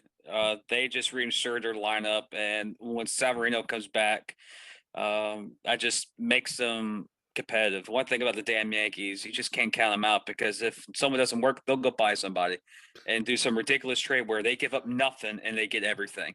It's just the torture that is the New York Yankees. And yeah, the Yankees win this division. Yeah, they're a plague nobody can get rid of. Mitch, what about you? Seconded. Seconded. Very simple, very straightforward, very to the point. Now jumping over to the contenders for the wild card. Again, we'll do the top 4 for this one. Doesn't matter the order, just because it's going to be hard to dictate the order just based off how things go. But go ahead and give me your guys' top 4. Mitch, we'll start with you on this one. Twins, A's, Angels might make a run for Toronto. We'll go Toronto, and then we'll throw the Angels in there at 4. Okay. So you have the Twins, the A's, the Blue Jays, and then the Angels. All right. So you got a little bit of Central. You got the Blue Jays taking up over in the East, and then the 2 squads over there in the West that probably fighting for that number 2 spot in the West for most of the season, really. You can imagine. Jim, what about you? Who's your top 4? Jays, Twins, A's, Red Sox. Okay.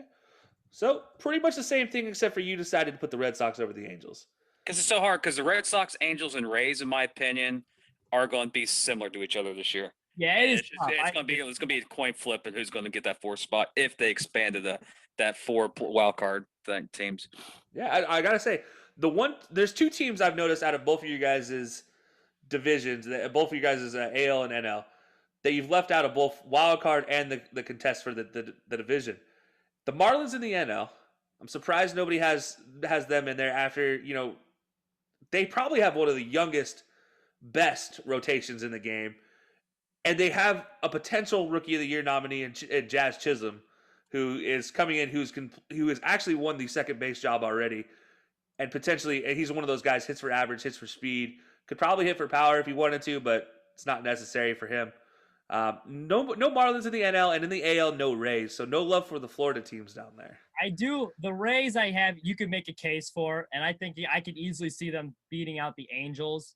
I'm going to give Mike Trout a little love. That's why I'm giving him the edge, but I think the Rays will be right there. Marlins, no shot, I don't think. I think they were benefited by the 60-game season, because you saw over the course of 60 games really isn't all that much. I mean, over the course of the first 60, the Mariners were really good 2 years ago, and that doesn't hold up. So it's a young team that I think was excited they were in it, and over that sprint, they're going to be successful. Over the course of a long season, I don't see that happening, so I don't give, especially in that division, how tight it is, no shot. I mean, they'll be fun, but I don't think they'll be anywhere near the playoffs. Yeah. No, understandable. Jim, any reasoning why you kept them out, or same idea, basically? It's not really reasoning. It's more like the Marlins last year started off the season by almost shutting down baseball with the COVID, spread. Then they had like 2 weeks that they didn't play anything. Then they had to do all these double headers in their division to catch up to the games they needed to make up. And they've already played teams at that time that have already played 10 to 15 games. So they had healthier, more fresher guys. And it's like what Mitch said, you can get involved for a 45-game season, but the best teams in baseball know how to manage a 160-game season. That's why the Dodgers won the World Series. Congrats. I wrote a blog the other day. I called it the asterisk season. It's a 60-game sprint. It's not a race. It's not a marathon. That is the Major League Baseball season. And for the Rays, I think the Snell thing is going to bite them in the ass. And I love Kevin Cash down there in Tampa.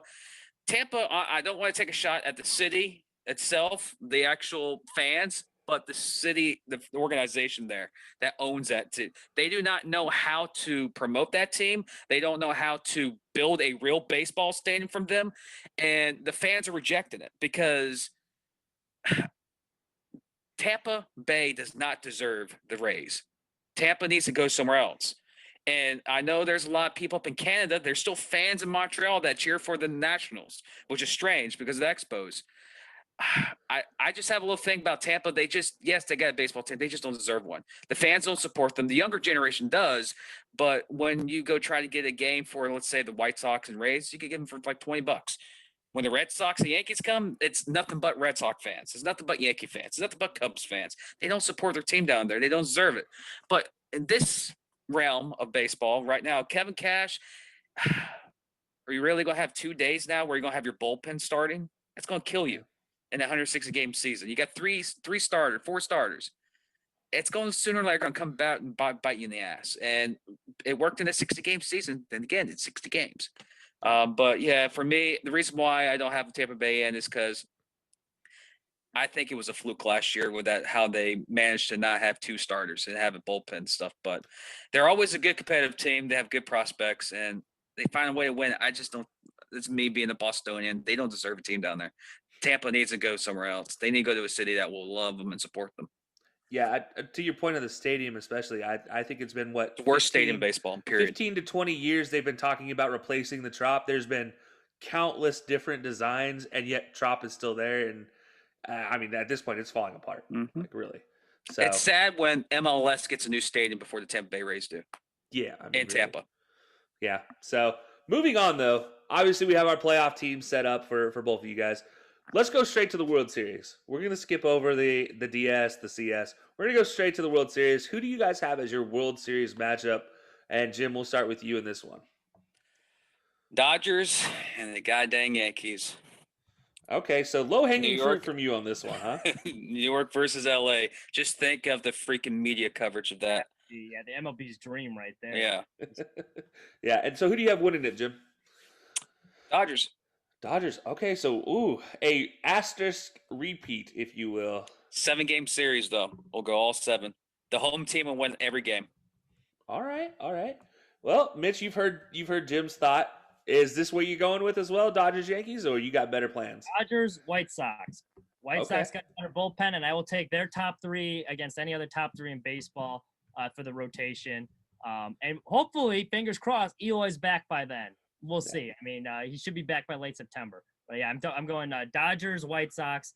And as far as the World Series pick goes, I refuse to pick against my White Sox, but the Dodgers have the best team in baseball. So we'll just leave it at that. All right. So we'll say maybe the Dodgers. Dodgers.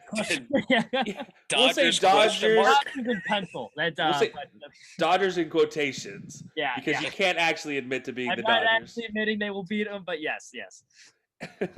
Fair enough. I understand that actually. Picking against your team is one of the hardest things to do in all sports, but I feel like in baseball especially picking the Dodgers. I mean, goodness, that one.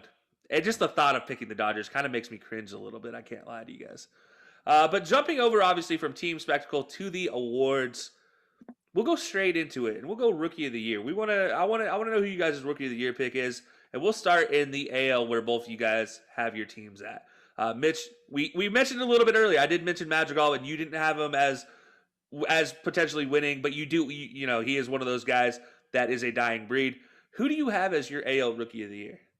I got Andrew Vaughn, and a little backstory, because there's not a whole lot known about Andrew Vaughn. He was drafted by the White Sox 2 years ago, came out as the best hitter in college.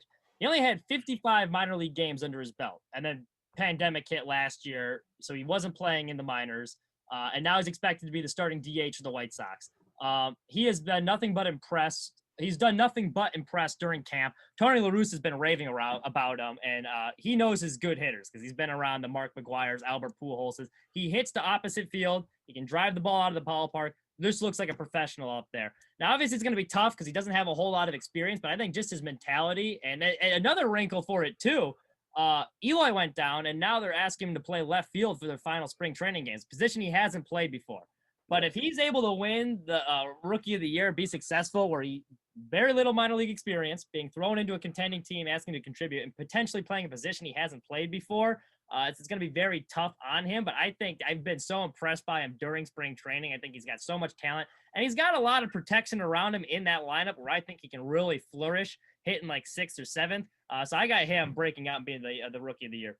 I like that. And the one thing I will mention is when asked about his plan for taking on left field, keep it basic and simple. The most straightforward answer you can give and the most honest answer. I do like that out of a young guy who's just willing to be like, look, I don't know what to expect, but I'm going to keep it simple, and that's the most important thing. He can't be much. The bar's set pretty low for the White Sox on the left because Eloy Jimenez was an adventure every time the ball was hit in his general direction. You're holding your breath. So, I mean, as long as he doesn't, like, twist an ankle, he's athletic enough where I think he could be manageable out there. I'm not expecting much from him, so I mean, he did spend some time in the outfield during his Team USA days as a teenager, so left field is not too much of an ask for him to relearn how to play it because he did play it for the Team USA back in the day.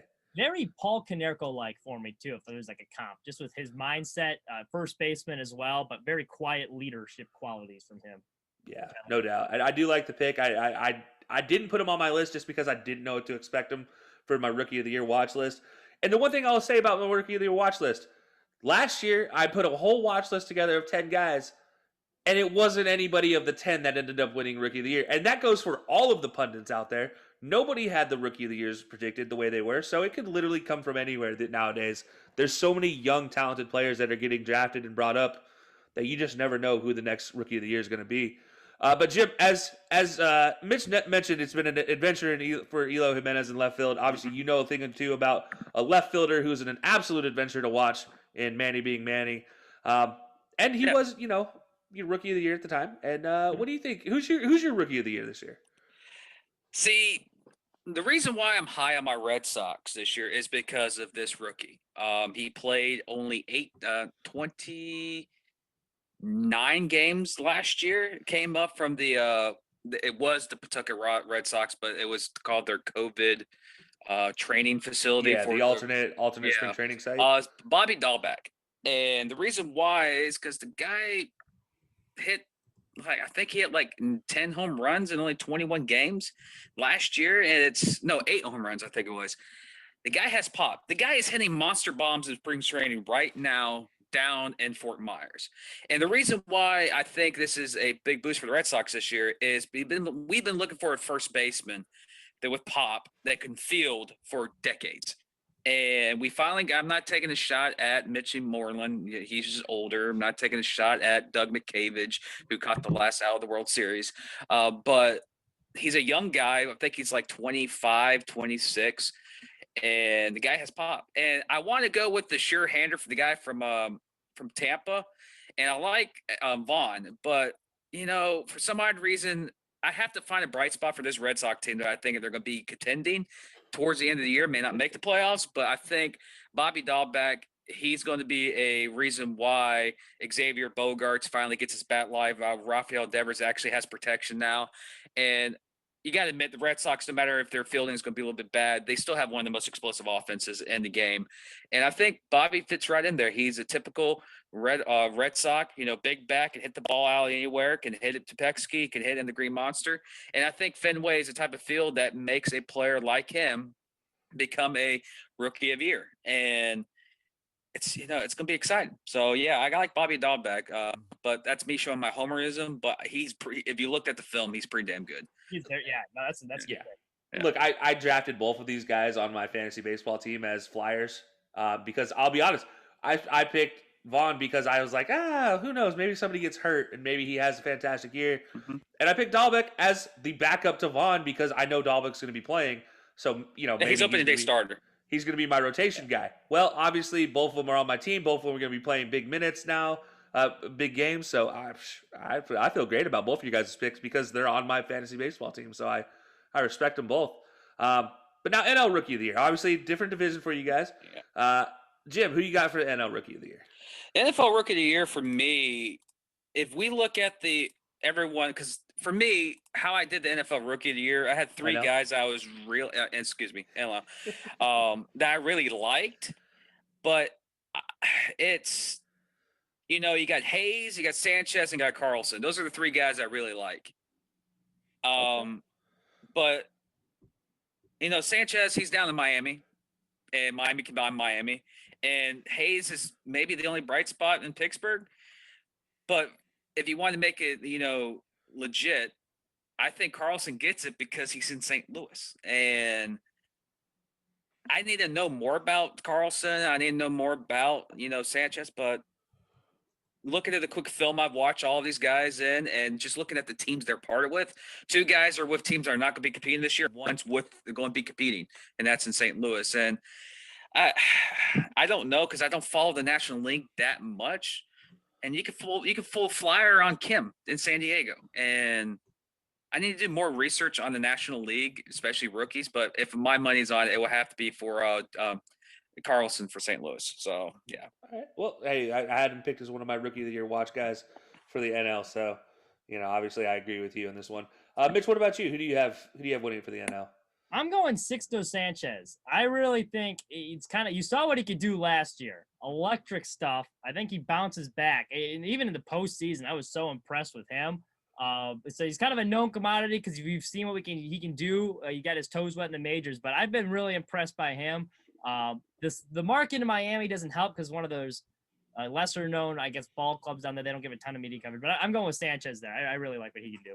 Yeah, and as I mentioned earlier, one of that quartet of young, talented starting pitchers for Miami that, any one of them could be something coming up this season. As I even mentioned Jazz Chisholm as a Miami guy being a potential Rookie of the Year, but Sixto is a fantastic pick as he's a guy that could challenge for Rookie of the Year and Cy Young if the Marlins have a good season.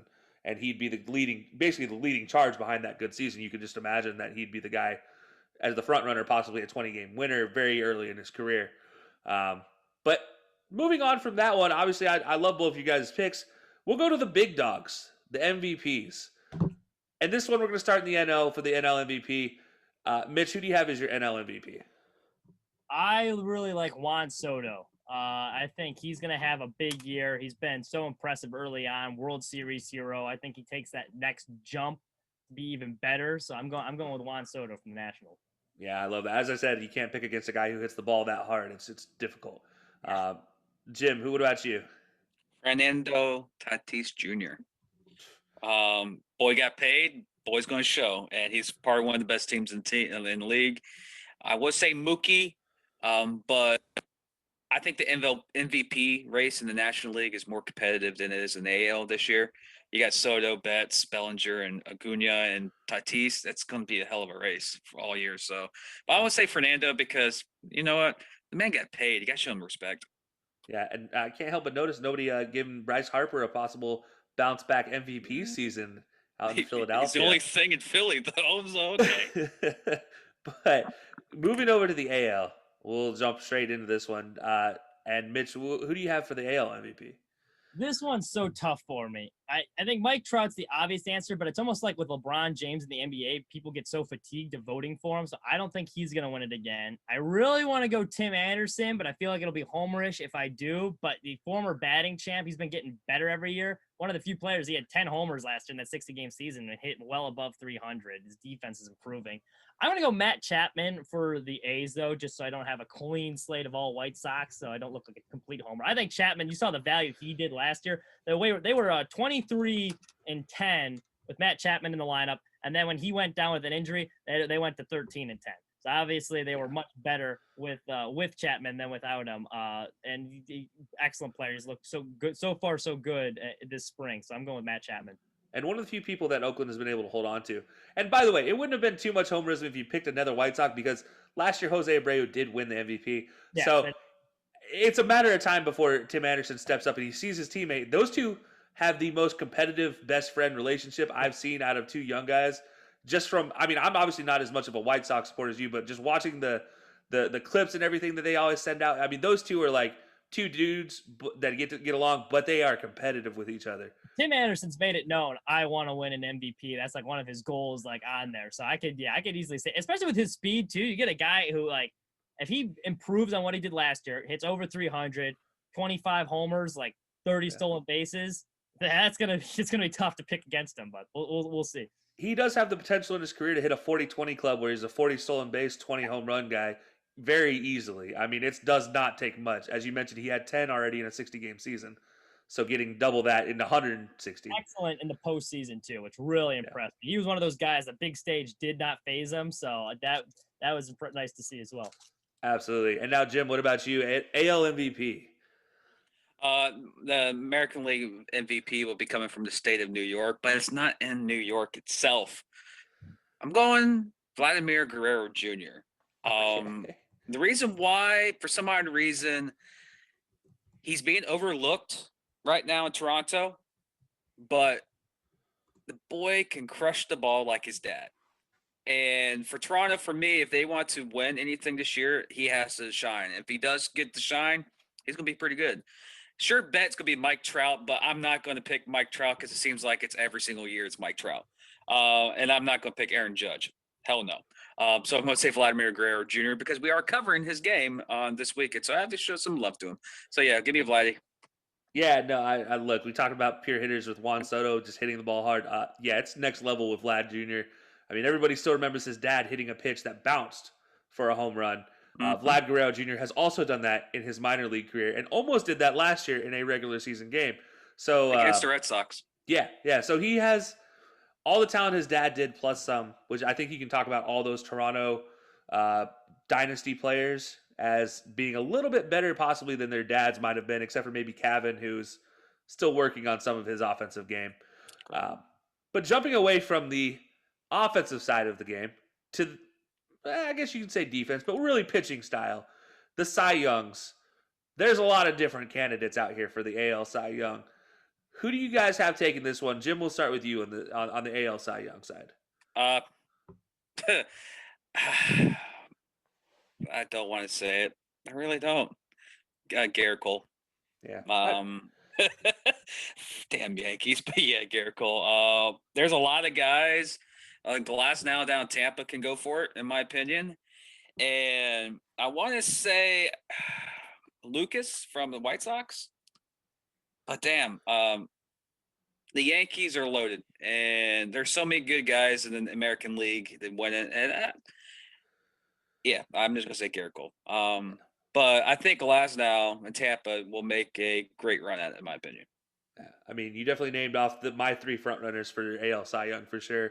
Now, Mitch Giolito, you got to talk about him as a potential Cy Young candidate. Do you have him over possibly the best straight up starting pitcher in the game in Garrett Cole? I mean, that's arguably the best. Yeah, Garrett Cole would have to be the front runner right now. I am going Lucas Giolito, and that's why I held off on the Tim Anderson just so we didn't have a clean slate of White Sox. Maybe we should have a clean slate of White Sox. Maybe I'll reassess that pick. But yeah, I'm going Lucas Giolito. I think he's a guy. The talent was there ever since he came over from Washington. And then once he made that first All-Star appearance, you could really see some confidence glowing. And he made that adjustment because of Ethan Katz, who was his high school pitching coach. Now he's come over. He's the actual pitching coach for him. And he's pitching with confidence. He threw a no-hitter last year, had another great season. He's like, hey, I can do this consistently now. He's got other guys around him with Lance Lynn, Dallas Keuchel that are going to be able to push him to only get better when you're surrounded by guys like that on a contending team. I think he's going to have another breakout season. He's been excellent this spring, looked really sharp. He's kind of starting to get on the same page as Yasmani Grandal, because his primary catcher last year was James McCann, and obviously he's gone now. But I really like what Lucas can do. He's adding a new off-speed pitch too to go with that devastating changeup he has. There's really nothing not to like, so I'm going Lucas Giolito to take it this year. Yeah, no, I mean, this is a very safe option. I mean, that rotation ranked as one of my honorable mentions in the top 5 rotations in the league, just because a little streaky on the back end. But you know what? Giolito is so good, as you mentioned. He has turned the corner, that he carries a lot of that rotation's weight on the front end, and he carries it well. It doesn't look like a stress for him. Like you see some starting pitchers, the number 1 starters, struggle a little bit. He is not the guy I have to worry about on that rotation for sure. Now moving over to the NL. Mitch, will go right back to you. NL Cy Young. Easy, Jacob deGrom. If it ain't broke, don't fix it. He's far and away the best pitcher in baseball, I think. Yeah, he's on a whole nother level, Jacob deGrom. Yeah, yeah. Well, I understand that one wholeheartedly. Jim, what about you? I'll give you the biggest swerve of all swerves. Jacob DeGrom. Man, I almost had it. I started typing it, and I was like, he's going to do it to me. He's going to go anywhere but Jacob DeGrom. To be honest, it's like, who's going to be the one that's going to be second place against him? Yeah. Would it be Bauer or Darvish this year? Yeah, he's the best pitcher in baseball, especially, we bashed the Mets, but he's the Mets basically go where he goes, honestly.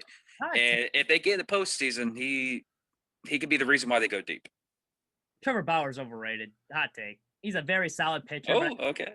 One excellent 60-game season, and everyone wants to crown him as one of the best pitchers in baseball. Like, he's over the course of his career, if you look at his numbers, he's like, if you round it up, B+ pitcher, in my opinion. I think he's vastly very good. I would love to have him on my team. I think he helps the Dodgers, but a really overrated player just because he has a YouTube channel and he talks a lot. Yeah, I mean, he has a podcast. He does. He does like to talk a little bit too much, maybe for starting pitcher in my liking. But then again, I do like a little trash talk in my life, so who knows? Maybe baseball. Don't get me wrong. Like, I like to have a villain to root against. I think that's why the Astros are really good for baseball too, and that's why I like Trevor Bauer because I can't stand him when he's opening his yap. But like, that's good. If you have characters and people you're rooting against, it's good for the game. But I still think he's an overrated player. No doubt. So I gotta jump in. We're gonna go straight into it because we are winding down the show. One final thought on the night, brought to you by Fubo TV. Everybody's going to give one hot take. No explanation whatsoever. You can if you want to. If maybe we can pry a little bit for your explanation. But honestly, you don't have to give an explanation to your hot take. What is the one thing you see happening this season that just will blow you out of the water? And Jim, we'll start with you on this one. There will be 3 teams in the National League to win 100 games. Okay. All right. That's a pretty good one. Mitch, what about you? You know what? I've decided to commit to go full-blown homerism. I'm switching. Tim Anderson's my MVP. I'm switching that. That's not my hot take, but we're embracing the homerism here. And we're going to continue for my final thought. If you're a betting man, you want some value pick Dylan Cease for the Cy Young this year. I think he's going to be in the top 5 at least. Yeah, he's going to be the one White Sox teammate that's not named Dallas Keuchel or Lance Lynn that's going to finish in the top 5 with Lucas Giolito. Dylan Cease. Book it. All right. That's just some pretty good ones. I can't lie. That's Dylan Cease. That one surprises me a little bit. The 100-game one, though, surprises me a little bit more. I like it. I think that's a smart. I think I can barely easily see 3 teams over there. You got the Padres, Braves, the Dodgers. There's a lot of teams I think that are fully capable of doing it, but. Yeah. Well, I'm going to give mine just because we're here and why not. The Marlins rotation will see 2 starters hit double-digit 20-game wins. Ooh. So that'll be my go-to. And guys, obviously, we appreciate you guys tuning in. Any final words from you guys on the season before we get to wrapping it up? We'll start with. We'll make the Red Sox get hot.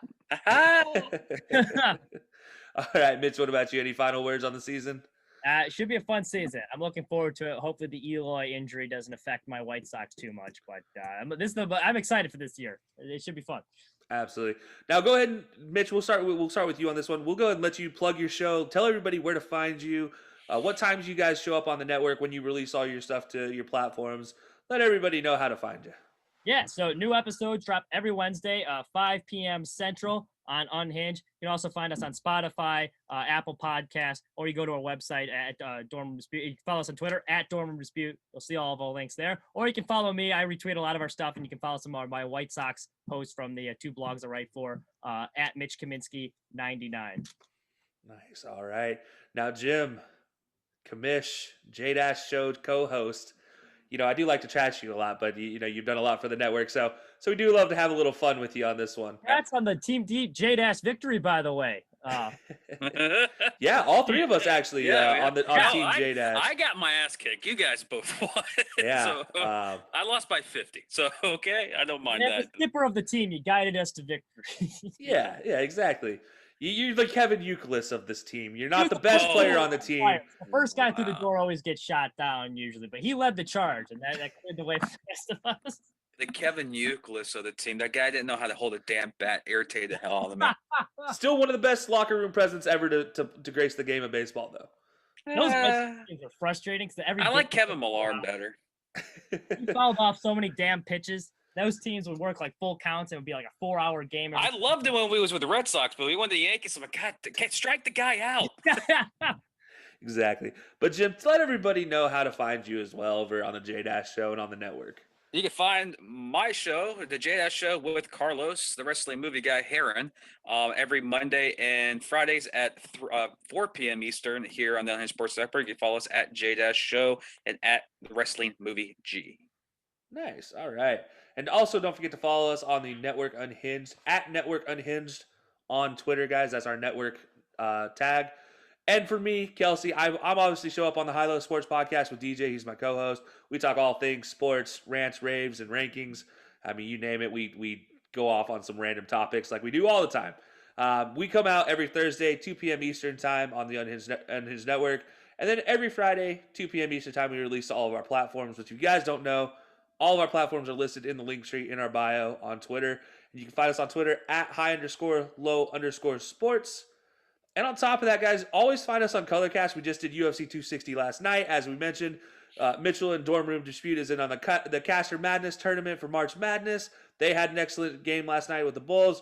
Jimmy's actually missing with his far end of the bench because they're doing the Creighton Gonzaga game right now, getting for the Caster Madness tournament, which is an absolutely barn burner for the Gonzaga. So hopefully he's having fun with that one. And we'd love to see a championship with a Caster Madness between Mitchell and Jimmy, between Far End and Dorm Room, because that would just be excellent. But Colorcast is one of the network sponsors. And Jim, you mentioned it a little bit earlier. Mm-hmm. You and I will be calling it under the High Low Sports name on Thursday at 1 p.m. Eastern time. Yeah.